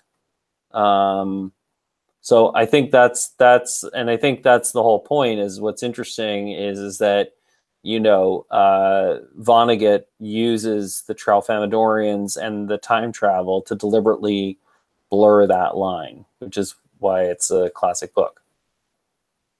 Yeah. Yeah, temporal stuff is always crazy and hard to grasp. Yeah, and there was an interesting thing I found in the character description of Kilgore Trout, who is one of the characters that recurs across Vonnegut's oeuvre. And a great porn star name as well. It's amazing. Not as good as Reed Nicewonder, though. Reed Nicewonder is still the best porn star name. Reed Nice member. Oh! The impetus to create Kilgore Trout as a character, Vonnegut suggested in a 1979 NYPR interview, was the convenience it offered to turn science fiction plots into humorous parables. Kilgore Trout was more or less invented by a friend of mine, Knox Berger, who was my editor in the early days. He did not suggest that I do this, but he said, the problem with science fiction? It's much more fun to hear someone tell the story of the book than to read the story itself. And it's true. If you paraphrase a science fiction story, it comes off as a very elegant joke, and it's over in a minute or so. It's a tedious business to read all the surrounding material. So I started summarizing them, and I suppose I've now summarized 50 novels I will never have time to write and spared people the reading of them. Interesting. That's pretty great. That's wonderful. Yes. One thing you mentioned I disagree. earlier, I like Star Trek. I like love Star Trek too. My favorite is Deep Space Nine, but we'll really? talk about that later. We should have a Star Trek chat. I think so Yeah, too. for sure. I've been. Sorry, guys. TNG and Picard all the way. No, I'm with Ladan. Cisco. Oh, damn. Badass. I grew up watching Voyager, so. Voyagers. 7 of 9, man. 7 of 9. 7 of 9 is badass, but what was her name? Captain Janeway made the dumbest decisions. And then what was the Native American? He's like Chakotay. Yeah, he's like the guy that goes onto all the planets to figure out everyone's culture. Like all of those episodes were like so like cookie cutter. The Voyager stuff is it's all about Deep Space Nine, man. You can't Deep Space Listen, Nine. They've really flirted with morality in that series, and they did a lot of self reflection of what the Federation actually is. Yeah. well, also I will say that Voyager is the most Captain Planet of all the Star Trek series. Completely. Like it's just is that like 90s environmentalism and like it's just really they libtarded out. And you know the nice thing about Deep Space Nine is you have the Dominion and the Jem'Hadar, which were pretty fucking awesome. And then you had Worf. He gets captured and he like beats everybody's ass while he's like on his last legs. Just Worf and TNG was a joke, but Worf and Deep Space Nine was no one to fuck with. That's true. That's true. And there was what was that? Oh, the Defiant. The Defiant was pretty cool. Yeah, look, like he piloted that. Like he lived on a damn Defiant. He lived on their warship. That was his Their quarters. one warship. That was his quarters. It's like, Yeah. damn, Worf is a badass now. And then I thought like all the like Data, of course, was like hilarious as hell in TNG, but the damn what's that race called? The Ferengi? like yeah, those guys were like super hilarious. Yeah. Yes. And Jadzia Dax was awesome. Oh, like my favorite because I like spies and stuff. What was the Taylor's name? I forget. Oh, the Cardassian guy. Gull. Oh fuck. Well, the thing is too with him is like he was like this tailor, just like mild mannered dude, but he was also a cold blooded killer. So Gul it was, Dukat. yeah, it was that's Deep Space Nine is just way deeper. Like I love TNG's like episodic, self-contained episodes and like the lessons within, but when they went on to like a full-on saga mode for DS9, that just hooked me in. Yeah, I mean there are some TNG episodes that you just can't compete with. Like the flute episode is one of the greatest things in television ever. See, this is why I don't like bringing up Star Trek. There's 5 lights. I can't bring up Star Trek in front of fucking nerds like you guys because everything just becomes Star Trek for fucking 40 minutes. It was like me and Dusty on our lonesome last week when we just talked about fucking anime for 40 minutes. And if we had seen more of the same stuff, then we would have been as nerdy as you assholes right now. Okay, fine. We'll I have talk a about question. I have a question to bring it back to Vonnegut. So in I was like consuming a lot of interview media and things like that, and a lot of the things that came up was his survivor's guilt that he had for surviving Dresden. Did any of you, while reading of the book, see a manifestation of that guilt within the book? Just describe the guilt again. He's repeatedly, like during a lot of interviews, he said that he had survivor's guilt. So when he survived the actual firebombing, like Vonnegut himself, he had survivor's guilt. I understand now. I'm gonna make this quick because I've been talking a lot about myself. But like for me, that feeling of guilt isn't necessarily survivor's guilt in the way that it's normally portrayed, as in why did they die when I could have? It's more for me personally, the way that I think of it, and the way that I don't know if it's I don't know how I got this idea, but for me, like the greatest glory that a soldier can have is to die on the battlefield. And that's like the image that was portrayed in Forrest Gump with Lieutenant Dan. Lieutenant Dan was supposed to die on the field, and he screams at Forrest for not allowing him to get his glory of death on the battlefield. And I don't know if that is what Billy Pilgrim's describing. And to me, it's so weird, the fact that he talks about he talks about the war with Montana Wild Attack. B, he says to Bertrand Comerford Russell, or I think that's his name, right? Bertrand Copeland Rumford. Yeah, Bertrand Copeland Rumford. He says to him, "I was there," and then it's like his reaction is the Bertrand's reaction is strong as well. Like, no, you weren't. Is his reaction? It's so strange. Like, I don't think survivor's guilt is what is normally portrayed or normally thought of. It's not they died so I should have, or I should have died along with my friends type thing. It's strange is what all I can say about it is it's strange.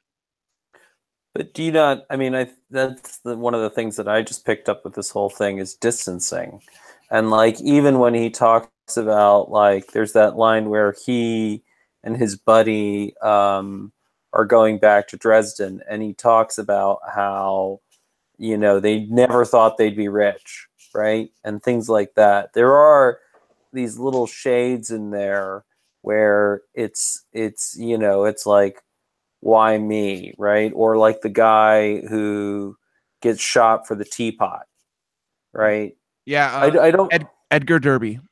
Yeah, Edgar Derby. So it's I think what's interesting about this book is just that it is also like if the first degree version of the novel would be him really directly talking about all those experiences and talking about how much they fucked him up and what that experience was, then this is like the 7th or 8th degree away, where we're using time traveling aliens to talk about PTSD, and we're using this expression "so it goes" to sort of comment on what our relationship is with death. So I just wonder if that survivor's guilt, which may have been directly and personally felt for Vonnegut, the way that it's expressed in the novel is this sort of very abstracted form of talking about survivor's guilt. Yeah. Oh, God, like this whole book is something that you have to read or listen to multiple times to get the layers of depth here. It's like, so it's kind of funny. Like one of the books that I tried to read over the past couple years was Farewell to Arms by Hemingway, and I couldn't get past the prologue because the way that my brain was at the time would not allow me to deal with what he was talking about there when he was talking about the cannons going off. I mean, every time, this is a weird situation, right? So I got back from Afghanistan in August, and then 6 months later it was New Year's in Hawaii. And for New Year's they have lots of fireworks and all that jazz. And I was down in Waikiki Beach with a friend of mine who I was also deployed with, who I had been through all my technical training and linguist training with as well. Him and I were over there at the same time. And we were down in Honolulu, and then on New Year's they started shooting off the fireworks. It might have been New Year's, it might have been a first Friday, or it might have been Halloween. I can't remember exactly when. But we were chilling and the fireworks going off, and like it was unbearable for me, because every time it would go off, I was like looking around and waiting for the all clear to sound. It's not that it made me jump. It's not that it was weird in that in a flashbacky way. It was just after an explosion, I expect an all clear, and without an all clear, it doesn't make sense. And you never feel safe, right? Or it's not about safety. I mean, it had nothing to do with safety. I was in the most heavily guarded place in Afghanistan. Like the odds of me actually getting hit were astronomically low, or infinitesimally low, I should use. It's higher. It's less likely that I would have died on a mission in Afghanistan than it is that I would have died driving down the street to and from work. But that the human brain doesn't think that way. Of course it doesn't. But, you know, my whole thing is, why did I join the Air Force in the first place? And with Billy Pilgrim, Billy wasn't a draftee. He joined. He volunteered. If I remember right, am I right or wrong here? I think that sounds right. And like Roland Weary, he wasn't a draftee. He joined. He volunteered. The only one that I can remember as being a draftee was Paul Lazaro, the guy who eventually kills Billy Pilgrim.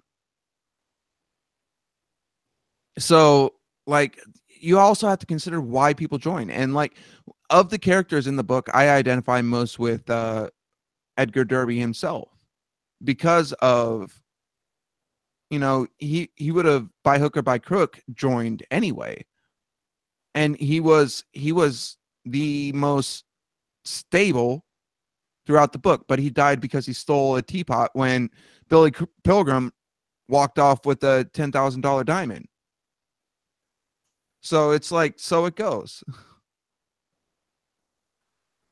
Right, because it ultimately makes no sense. There's no rhyme or reason, and so trying to put a bunch of rhyme and reason on it is just not helpful. Yeah. Yeah. To me, that's the biggest thing, is that nothing makes sense, and that's all right. Well, and you have to learn to be all right with that in order to be able to cope with it and to move forward. Yeah. And this has turned into a big therapy session for me. So I would really like other people to talk.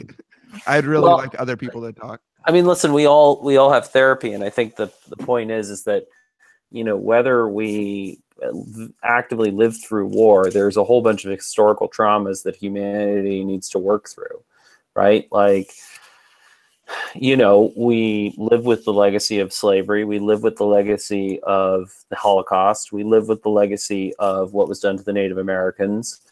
And there are all sorts of distancing and coping strategies that we use to try and avoid dealing with them. And I think the point is that we all need to confront those narratives to figure out how we're able to engage with not just our personal history, but with the human history in general, so that we can figure out how we can all move forward together and have a better life.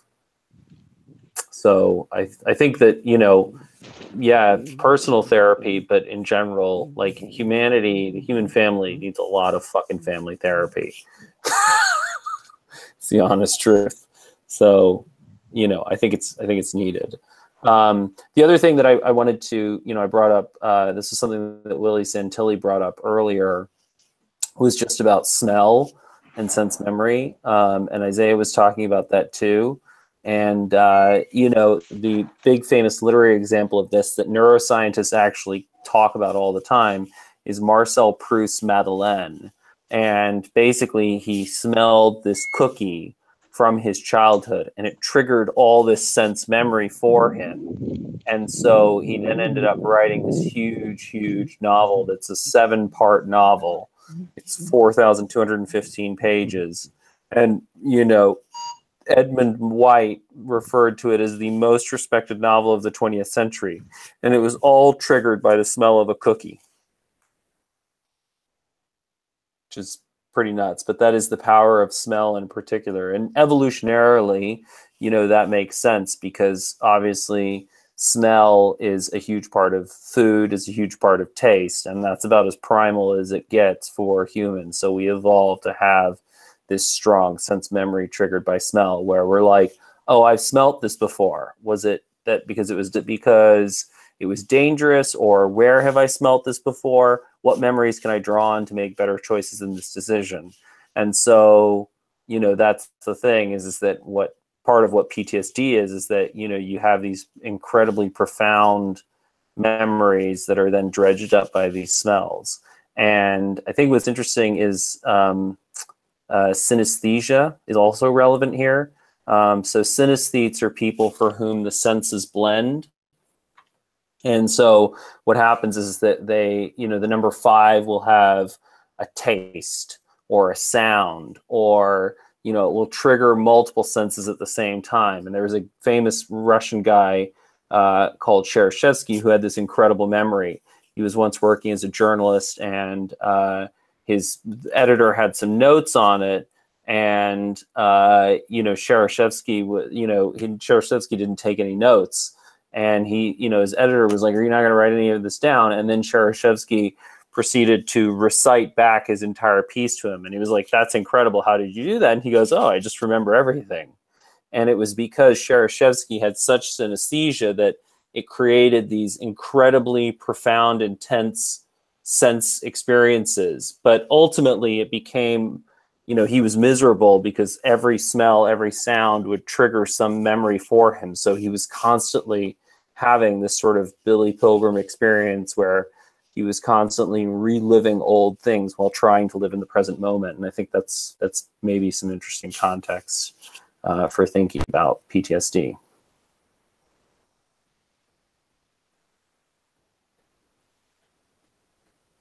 So this person did warnings for like smell. Jiracek?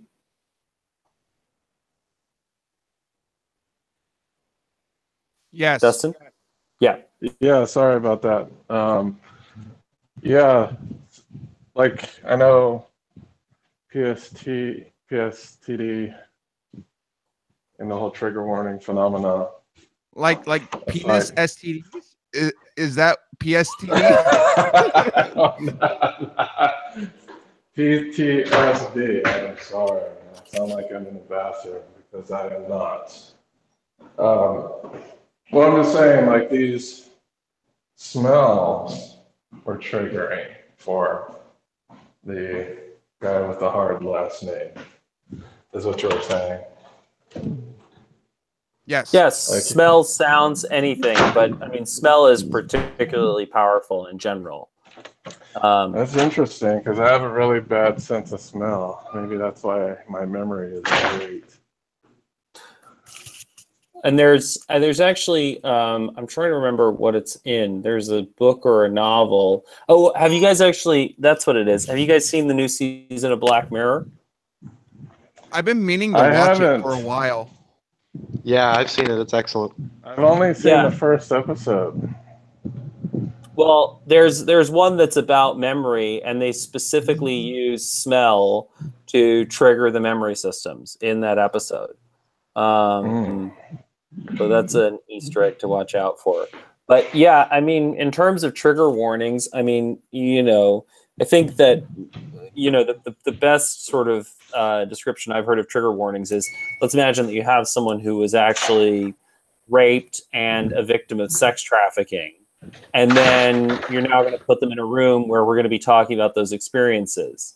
Well, it's not unreasonable to warn the person, hey, if you've had this actual trauma, then, you know, we're going to be discussing this material that could potentially bring up a whole bunch of unpleasant memories. I mean, we talked about this, Isaiah, with my uncle about my grandfather, my grandfather served in the Korean War, and watching the footage of the first Gulf War triggered all of those memories and generated those flashbacks.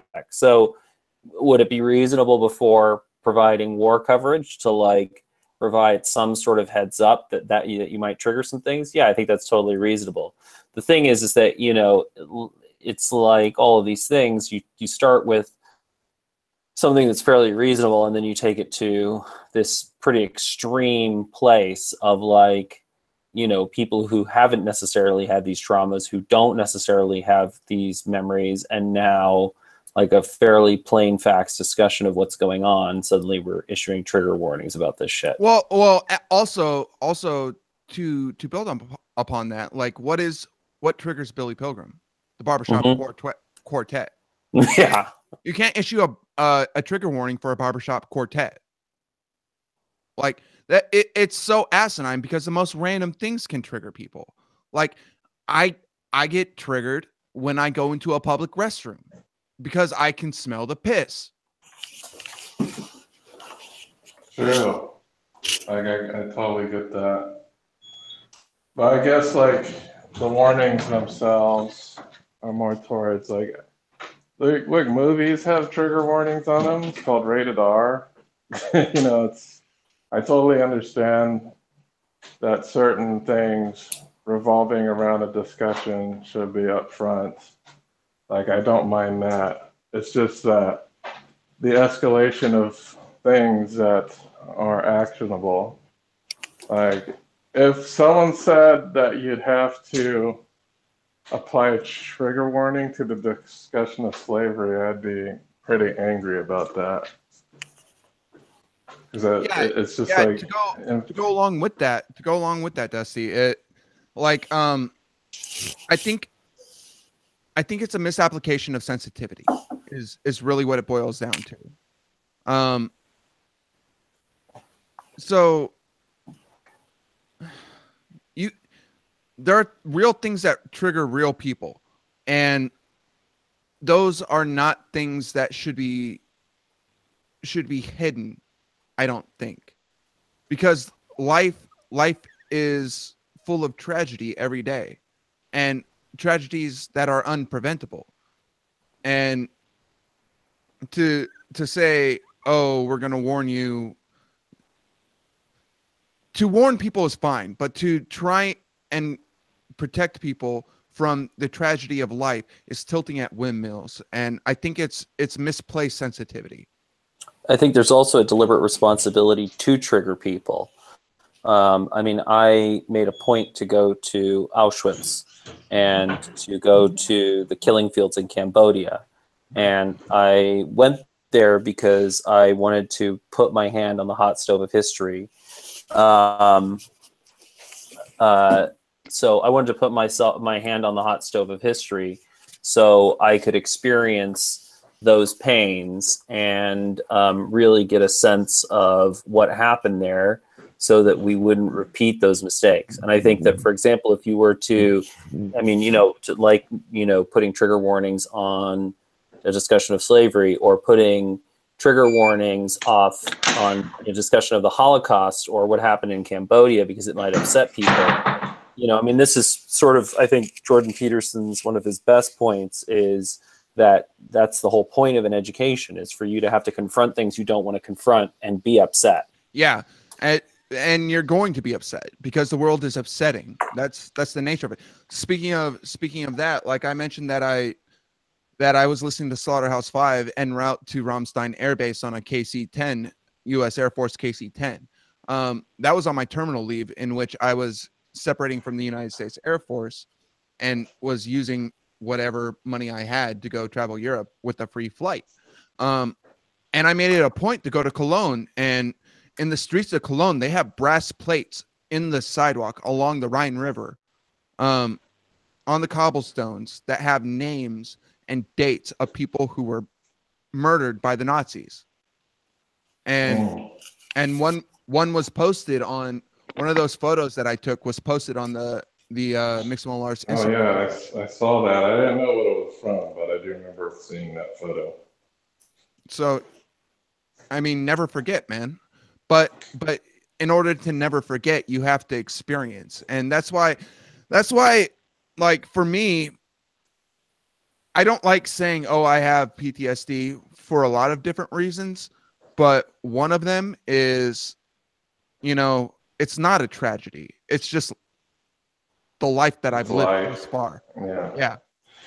Yeah, it's interesting. I had a conversation with somebody, I think it was yesterday, and they were going off. Well, I know they didn't want to really dive too much into it, but it's the aftermath of the events that we all know. And anyway, he was attributing like violent video games and movies and stuff. And I was like, you know what? As Americans, we are pussies.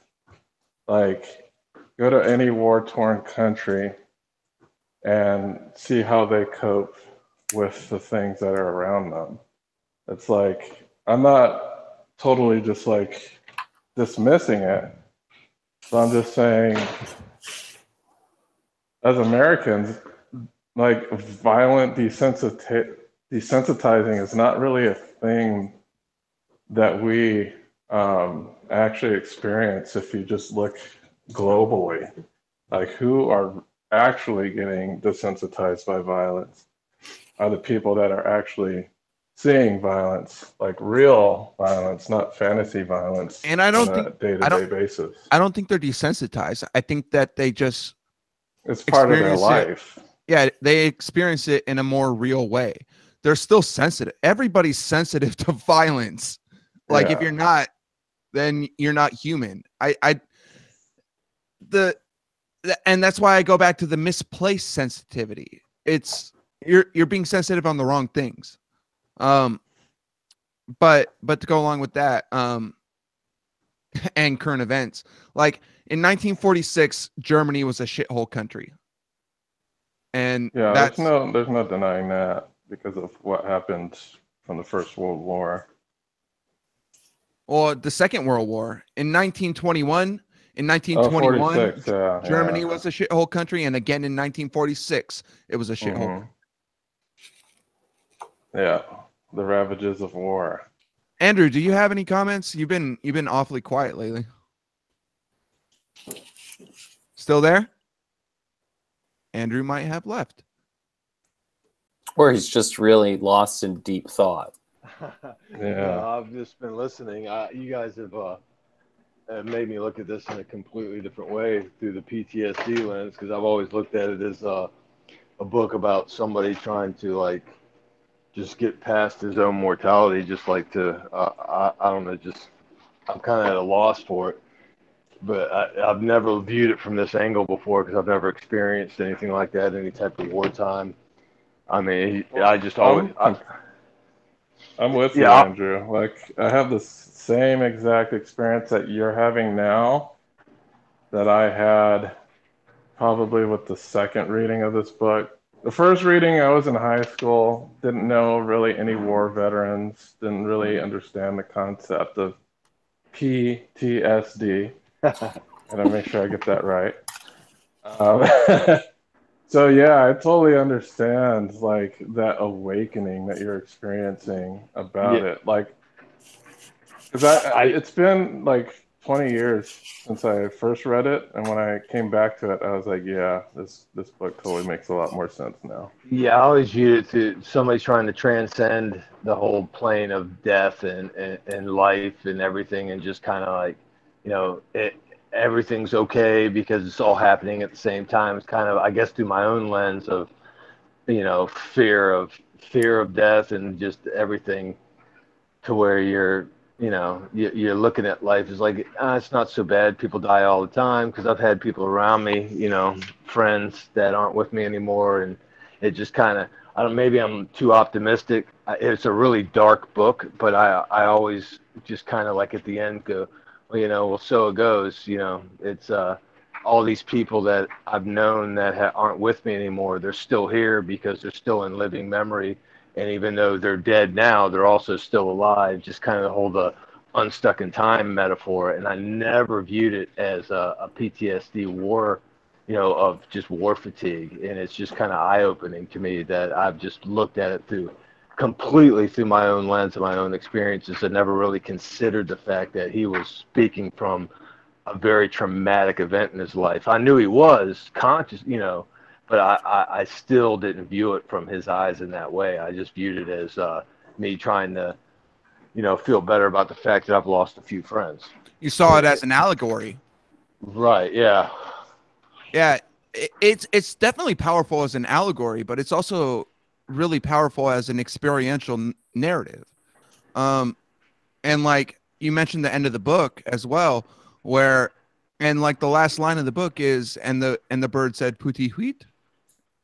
Yeah. To me, like for me, I take great pleasure in those small moments of beauty in the world, like being face to face with mortality in a very real and present visceral way makes you appreciate the visceral beauty of just being alive all the more. Yeah.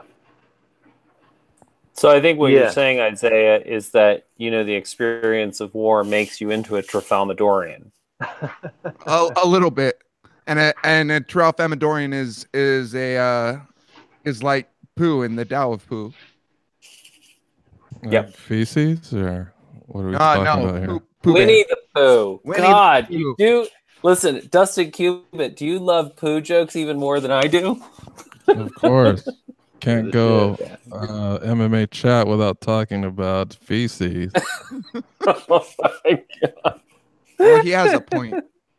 He does have a point. a very splattery point, but a point nonetheless. Oh, are we gonna go into the Bristol stool scale? This is You get a point when you're cutting it short. That's when the point happens. Oh, that reminds me of another scene in the book where they're at the first prisoner of war camp that they're at, and after the Shakespeare, the Romeo and Juliet show that the British officers put on, and everybody's in the shitter from eating food after being starved on boxcars for 2 weeks, and they all shit their brains out.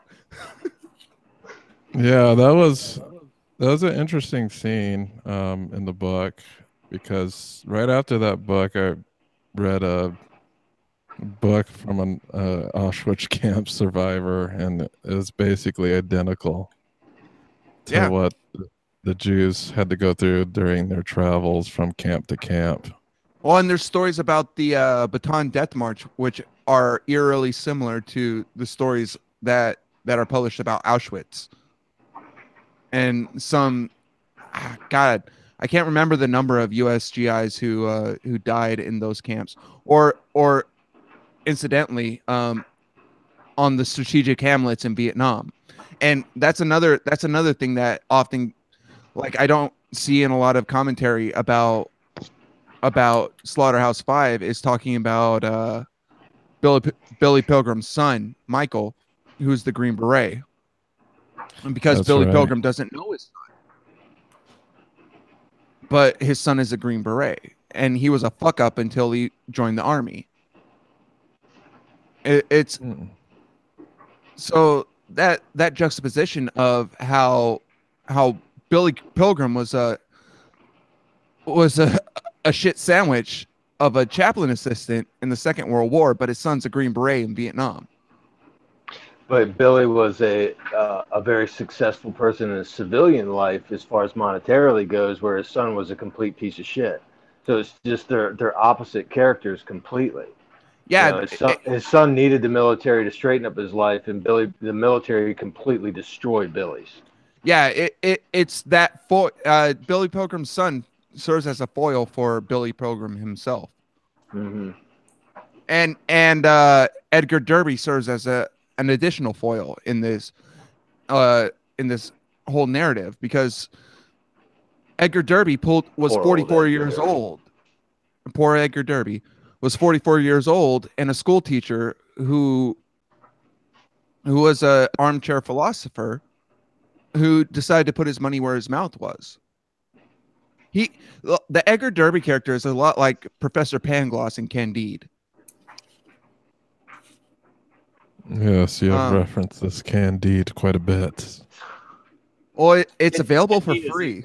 Yeah, Candide is a good book. And I'd actually love to. I mean, Pangloss basically is a character who believes that we live in the best of all possible worlds. And, you know, that sort of blind optimism is what is being satirized. And so the novel is just all the most fucked up things possible happening to Candide and Pangloss. And then Pangloss just rationalizes it to say why, you know, all these horrible things happening to them was the best of all possible worlds. So, you know, it's a pretty brilliant character. But I'd also love to, like, the whole time that we've been talking about this, I just keep on thinking about Joseph Heller's Catch-22. And I would love to, I don't know how it makes sense to do this, but for some of these, I think it'd be great to pair two books and sort of draw connections between them and see how they're the same, how they're different. But it's such a tome, though. I remember reading half of it, and I was like, Jesus, this book. Well, maybe that's not the right book then, but some sort of pairings. Well, I think pair wine, pair cheeses. To go on that, we should do a pairing of Slaughterhouse-Five and Candide in like 6 months. I think that'd be great. That'd be great, and then we can shoehorn in Catch-22 somewhere along the way. As we can make Dusty bend to our will. Well, as long as you find an audiobook version, I'm okay, because I was actually reading it. Like someone just handed it to me and say, read it. You keep trying to get us to do the Silmarillion, so hey, well, that's happening. So don't even say, oh, it's too long. Silmarillion's not that long. Yeah, but in order to understand the Silmarillion, you have to read the entire Lord of the Rings trilogy and The Hobbit. Kind of, but not really. There's only really two important stories, like super important stories in the Silmarillion. Like the other is just like lineage and other little historical things. The Silmarillion is 365 pages, by the way. It's still not that short. Long. That's not that long. The Old Man in the Sea is 96 pages. Anyway. Well, right now I'm doing 1984 because that's what the library had available. Cat's Cradle is a really good one too. Oh, we should. Cat's Cradle speaks to where we're at now politically and socially a lot as well. It's a really good Vonnegut book. Yeah, we should do that one too. Yes. You know what? Let's spend the next 10 to 15 minutes focusing on. I feel like for my part, I feel like I've talked enough about Slaughterhouse-Five for the day. I'd agree. Anybody else have anything they want to add, imparting like closing notes on the book? Ladan, you haven't talked a lot, so.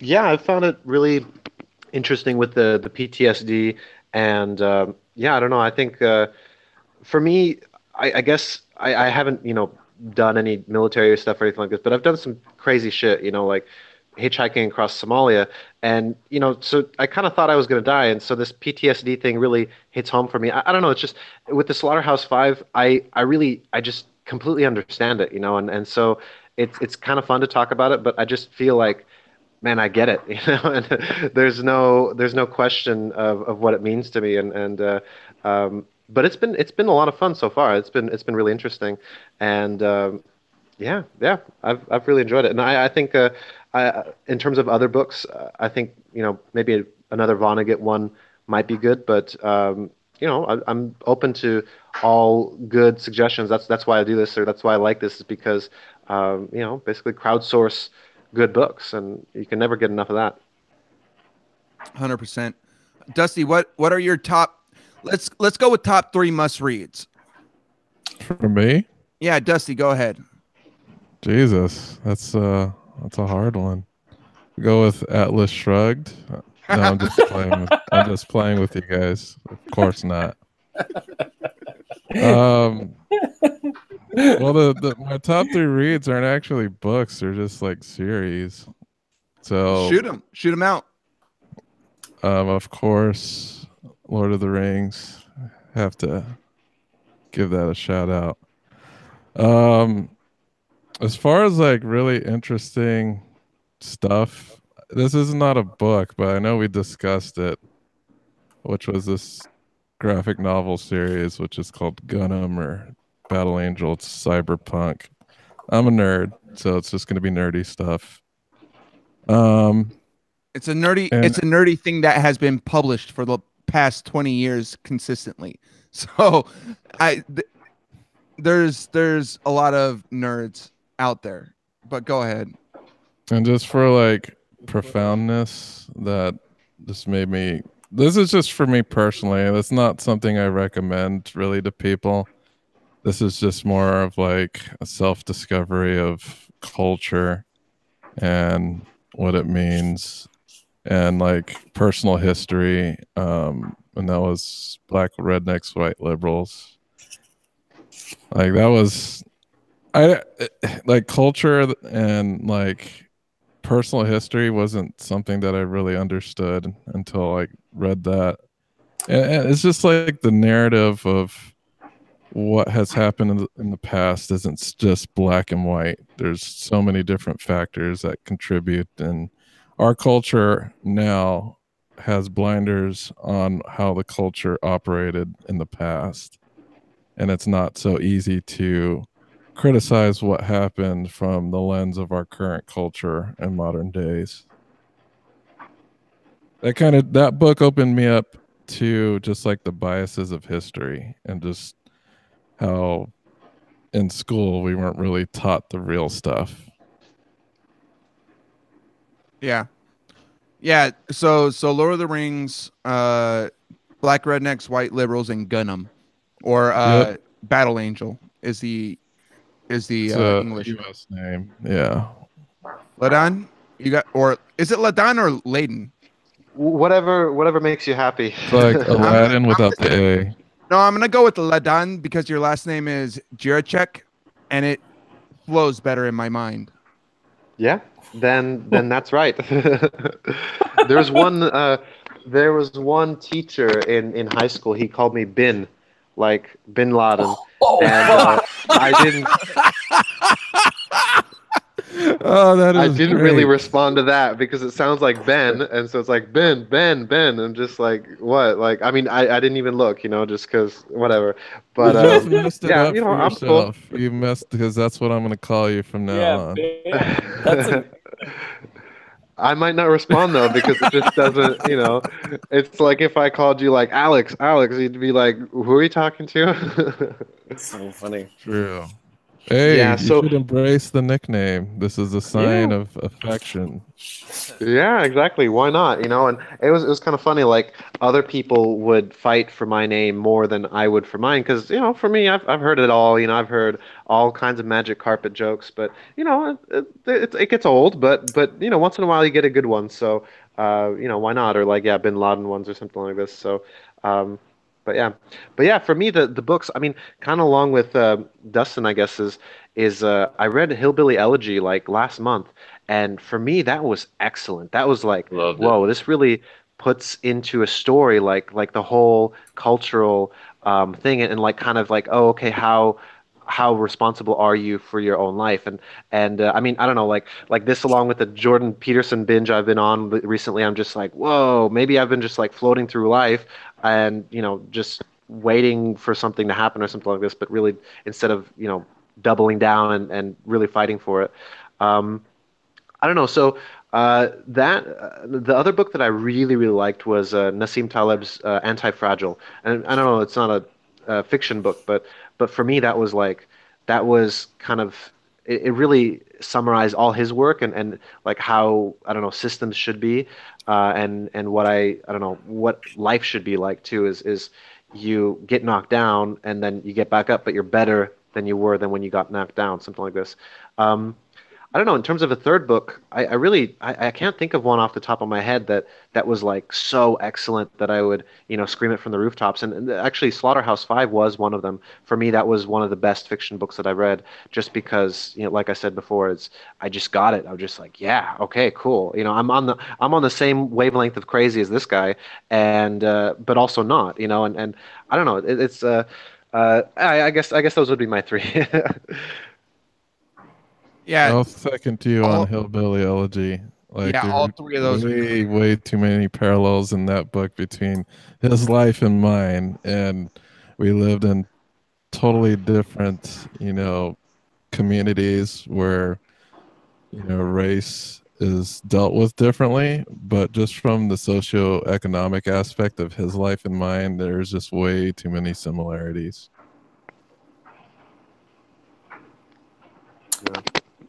Yeah, and also The Short and Tragic Life of Robert Peace is very, very much, you read Black Rednecks, White Liberals, The Short and Tragic Life of Robert Peace, and Hillbilly Elegy, and there's a real pattern there.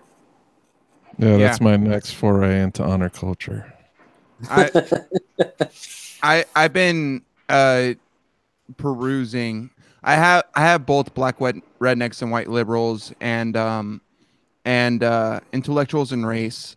I have a ton of books that I've read chapters in, haven't finished. And those are two of them. Plus like White Trash by Nancy Eisenberg and History of White People is another good one. Blues People is another good one. There's a ton of books on the American experience regarding race and culture and honor culture in that nature, and all of it is like gets a big fucking like rubber stamp by the American classic Mark Twain, American classic Huckleberry Finn.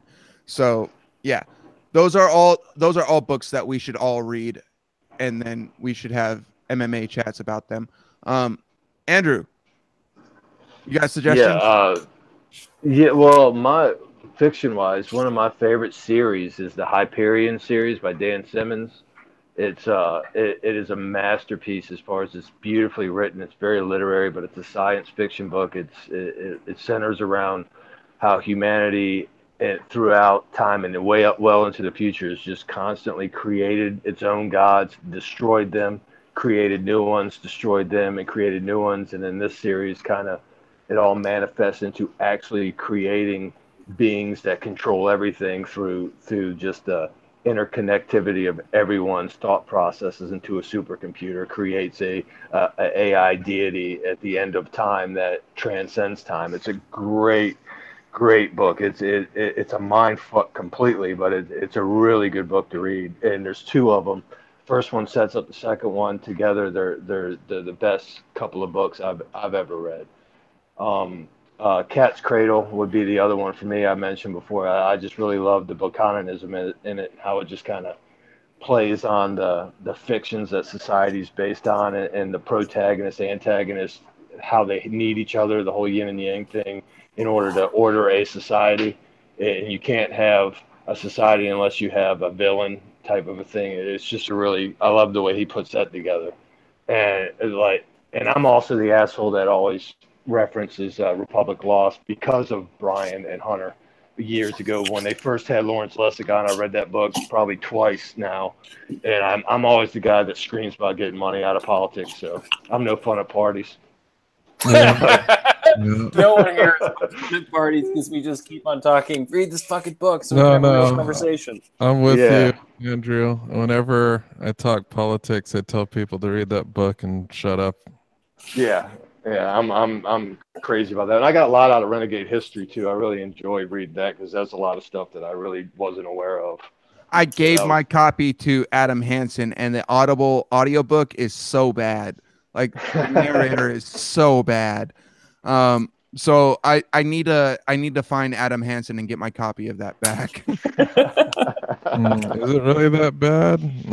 It's so bad. The narrator is just like the worst. It's like Shakespearean actor, right? Yeah, I think so. It's like, and then in 1976, at this tavern, a whore got fucked by a black guy, and the Quakers got angry about it. Right. Yeah, it's so bad. It's so bad. I kind of gonna have.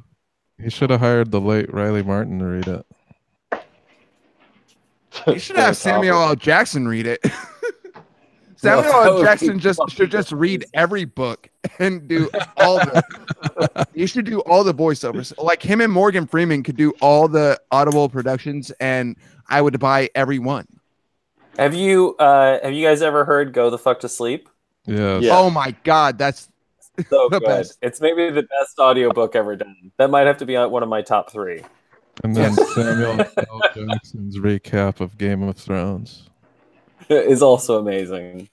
That reminds me of whatchamacallit, The Hateful Eight. That's one of my favorite. Like Tarantino movies in general are my favorite, but Hateful Eight, because I love westerns, is just like so amazing. And I saw it in the 85 millimeter rendition with the intermission and all that too. So it was such a great experience. Yeah, Tarantino loves his westerns. He does. So I'll go next, and then Hunter, you can wrap it up with the top 3 must reads. My top 3 must reads this month are going to be, I think, The Tao of Pooh, which I'm currently going through right now. It's How to manage bowel movements. basically. No, it like enjoying a good shit is part of being a good human, and being a good human means that you're living in concert with your nature, which is the So whole it's idea a of book Taoism. promoting the squatty potty. Yes. And the key to pooing is really wu wei. Yeah. Yeah. You don't want to push. This. So I actually had a friend who I was deployed with who was also a Chinese linguist, and he would always complain about his shits, right? And there's a phenomenon on Bagram Air Base called the Bagram bubble guts. So basically, you eat the food there and you shit nonstop. But every time somebody said, "Oh, I just got done shitting," he would say "How tway," which means good push. But anyway, top 3 must reads: Tao of Pooh, Winnie the Pooh Bear, not shit. Number 2 is a poetry book, Langston Hughes' The Weary Blues, which is Langston Hughes is my favorite poet of all time. So it's fucking fantastic just to read. He's like, to me, he's the greatest American poet, period. Like, because of the way that he juxtaposes his imagery is so lofty while at the same time being so grounded. And like, I've never read another poet who can do what he does with so few words. So yeah, The Weary Blues is a good intro to Langston Hughes. And then my third book, I'm gonna go with shit.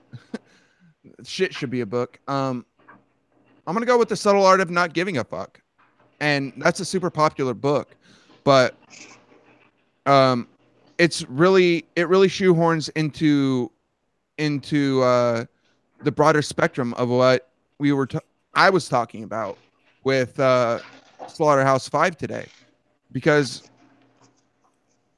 I mean, the only way that you wrap your head around the stresses of life is to selectively give fucks where fucks are needed.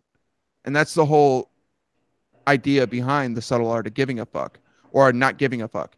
It's selectively allocating your fucks where fucks are needed. Yes, I believe in that doctrine. And sometimes you just can't give a fuck. Yeah. So fucking and pooing is important, huh? Fucking and pooing. Big 7.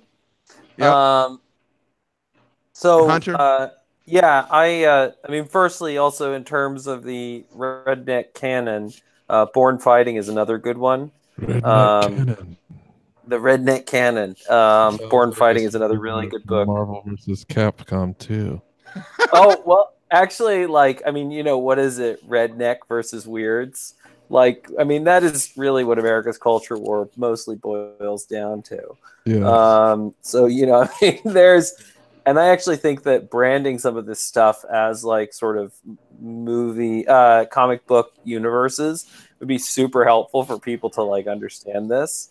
Like, because it just sounds like a move someone would scream in a fighting game. It's like redneck cannon. That's what it sounds like to me. I don't know. I like it's that. Weird. Yeah, I actually think that a comic would be a really, really fun thing to do. And, just because like so much of the issue of Righteous Minds, right? John Haidt, is that everybody feels like they're a Cape Crusader, whether you're fighting, for social justice warriors, against social justice warriors, in defense of America, in defense of Islam. Like, there's just like a lot of Cape Crusading going on, and I think exaggerating some of those archetypes would be pretty funny and helpful. But anyway, so my top three, I sort of assigned this to Mark Blythe and then fucked myself because now I have to come up with a top three too. And it's a really hard challenge. There's going to be more than one top three. Yeah, it's multiple top threes. This is just like at the moment. At the moment. Okay. Well, I would say at the moment, I'm reading this book by Antonio Damasio, The Strange Order of Things. And what's like Mark Blythe, to some extent, I have cauterized my ability to enjoy reading because I read for content. This is a book, like I'm reading this book, and it's already a book that I can tell I'm going to have to read 2 or 3 times because there's that much to mine out of there. And like that, really just internalizing all those ideas is going to have a really profound effect on my thinking. So that doesn't happen that often. So it's a pretty special book. The other books that I am really focused on reading are this book called The Stranger in the Woods, which is all about this guy who went off and lived in the woods as a hermit on his own, and just what the psychological effects are of that. And I think because we are this hypersocial ape, just understanding what is the effect of isolation, what is the effect of solitary confinement, and not just solitary confinement in terms of actual solitary confinement, but the effect of solitary confinement that many of us live in this weird society in which we live. And then the other book that I'm really focused on right now is I'm really excited to read probably Johann Hari's book about lost connections.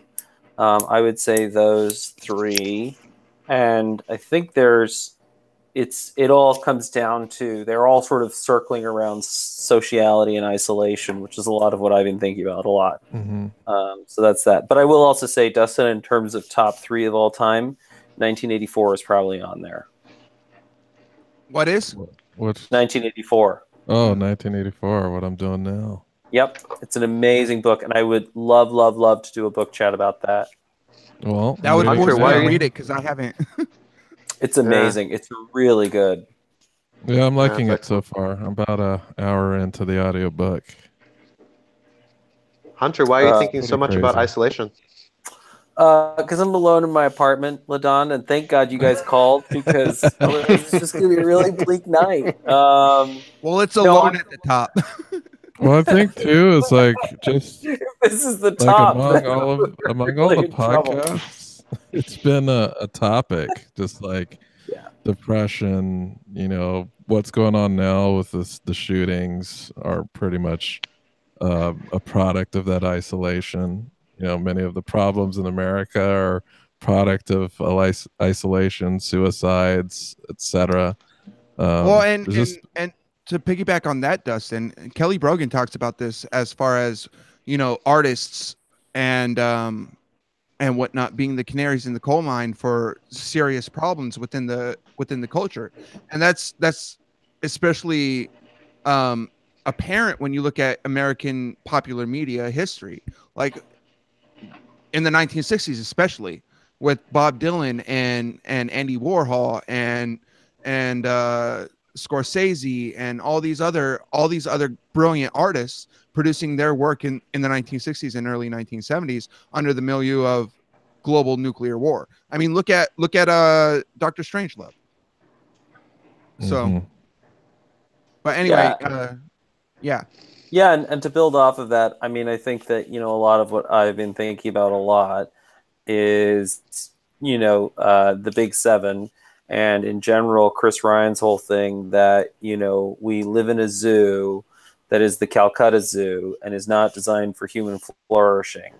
And it seems to me like loneliness, talking about loneliness and social isolation and the effects of that are a really good way to help people realize that our zoo, the society in which we live, is not well designed for our biology. And it just seems like a really, really good area in which to draw that out. And because, I mean, sociality in particular, you know, I mean, William James has a great line, the deepest need in human nature is to be appreciated. Like, I think belonging and a sense of community and sociality is the most fundamental and most primal need. I mean, obviously there's like air and water and food and all of that. But in terms of, you know, like in many ways, I think belonging and sociality are more primal because it is from the tribe that we are able to get food and water. Like, that's our real survival strategy. So I think understanding that better and being able to better unpack that, I think is really useful in terms of giving people the confidence to speak up about the ways in which our society is not serving them and not serving the people around them, which is really, I think, a lot of what mixed mental arts is about, is to give people the vocabulary and the confidence to speak up about what they feel, but don't necessarily have the vocabulary to talk about. Yeah, like I know the Big Seven, like if we were to segue those ideas into the MMA community, we could use the adage of Terry Silver from Karate Kid 3, which he had various sayings like, if you can't eat, you can't fight. So I guess, you know, Big Seven, you know, you can't shit, you can't fight, or something of that nature. Yeah. Very obscure reference. I'm sorry. No. We're in the land of obscurity, so. Yeah, but you still didn't get it. I haven't seen the Karate Kid in fucking 15 years. Go fuck Dustin, yourself. Terry Silver is like the best character from part 3. He's just some crazy rich dude. Part 3? Yeah, I'm talking about part 3, man. Dustin, I guarantee you that there are some huge Karate Kid 3 fans out there, some real Ralph Macchio devotees. And they're like, thank God that he's bringing up the third Karate Kid. Everybody always talks about the first two, but the third one is an underappreciated masterwork. No, I just like Terry Silver because he's crazy. Also, like I want to mention that I've been drinking Macallan Fine Oak 15 because I just got my tax refund. But go on. Oh, you did? Congratulations. Yay, I get money that I gave to the government back in my pocket that they shouldn't have taken in the first place. Flexing guns. Anyway, go ahead. Oh shit! I just looked up the Karate Kid Part 3, and and the Fandango clip 9 out of 10 is now the real pain begins scene. It's Terry Silver. That's what you got to check. If Yep. a man can't eat, he can't fight. Amazing. Well, guys, I'm really glad that we could go from Vonnegut to Karate Kid 3. That's really, you know. well, tangentially speaking, that's how these tend to go. Yeah, that is how they tend to go. All right, so parting shots. Anybody got anything that they want to say? There are a lot of really great changes happening over at mixedmentalarts.online. And if you scroll to the bottom of the page, there's an Amazon affiliate link. And if you click on that and then go buy literally anything from Amazon, money goes to Mixed Mental Arts. So it's a really easy way to support the podcast. Well, not only the podcast, but also other content creation, the magazine, the website hosting itself.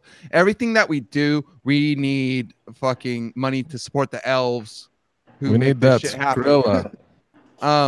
Yeah, so click on that. I just bought like $2,000 worth of shit with my tax refund using that Amazon link. So damn, that's one tax helps. refund. I was a defense contractor last year. Jesus. Yeah, I was a merchant of death. But anyway. let's just put that aside. Andrew, you got anything you want to say before we sign this off? I just appreciate being able to be a part of it. The podcast, the books that I mentioned, the guests have all completely changed the way I've thought about things, switched my perspective on a lot of issues. This one tonight switched my perspective on one of my favorite books.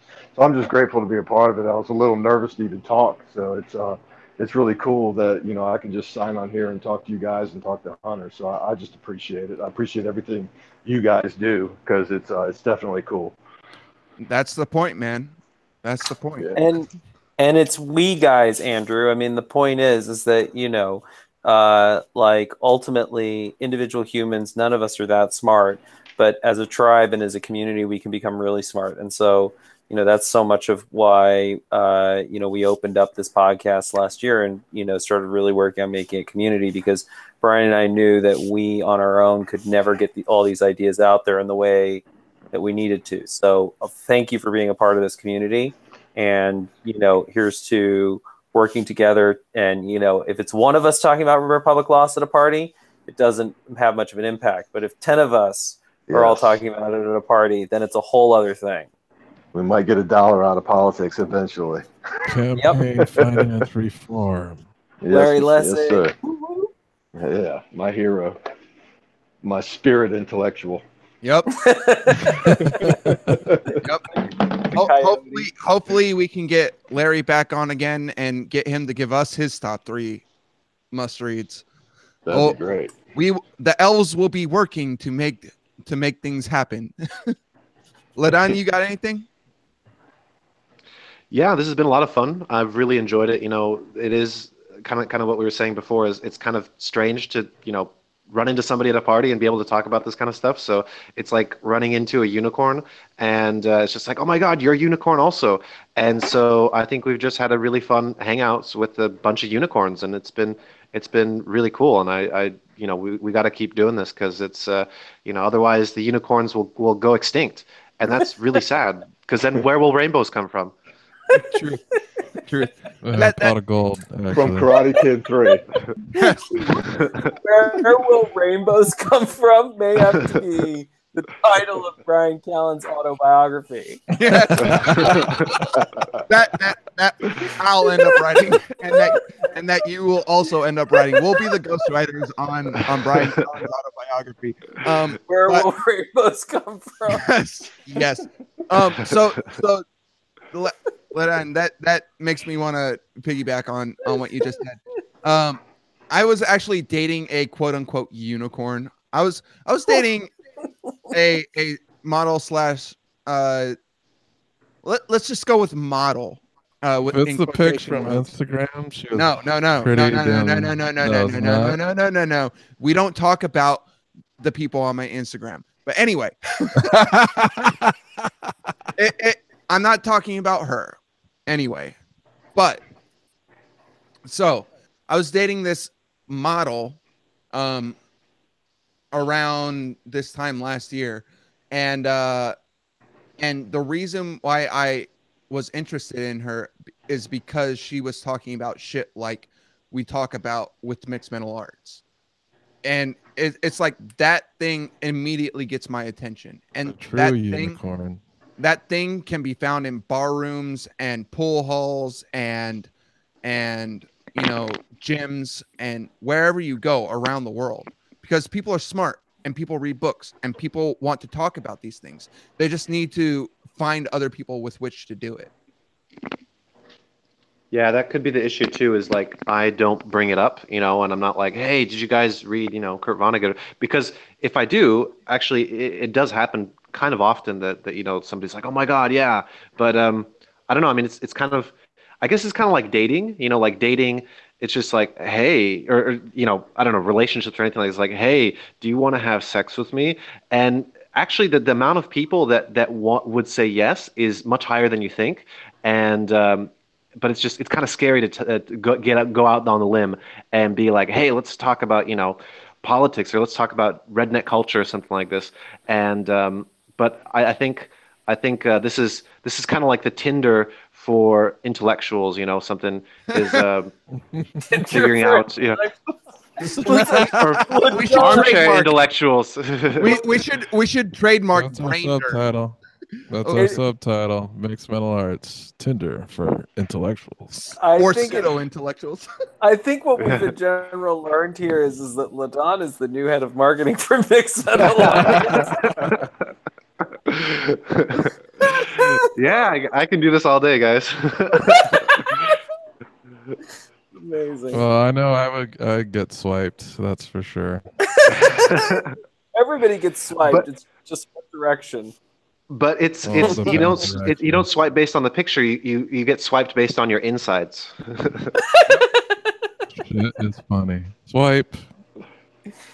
Well, you're presented with like some novel, and then you have to like provide some interesting character analysis, and then based on that, you get swiped left or right. Yeah, exactly. Would you like to have a Skype discussion, whatever, debate with this person, yes or no, or yeah. So funny, so funny. Yep. All right, Um, Hunter, you got anything else? No, just that I'm really excited to see what else Ladan comes up with because already I can't wait to write and read Brian Callen's autobiography. Yes. Dustin, sign us off. Yes. So, events coming up next Saturday. I believe we're doing video games, and if I'm mistaken, it's Evolution. It's one of those two, but you'll find out soon when I look at the calendar and post the event for next Saturday. And we should be booked for the month, so I'll be posting all the upcoming events on Facebook. So if anybody wants to check those out, they'll be there. I think we're trying to get integration on the website as well for these upcoming chats, just to keep everybody posted of when they're happening. Just to let everybody know, 6:30 on Saturday is pretty much almost a guaranteed, and we do have others that happen on other days, but you'll be clued in to those as well when they do happen.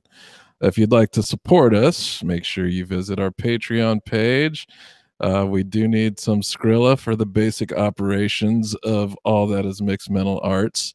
We got merch. I've gotten a couple shirts myself and was approved by the Emperor himself when I wore said shirt to his comedy show. Also, if you'd like to just talk with us on the daily, we're always pretty much on the Facebook group. Everybody here that you've heard from tonight is pretty active on the Facebook group. So you could shoot us a line or just have any topic you'd like to discuss, and we'll chime in occasionally.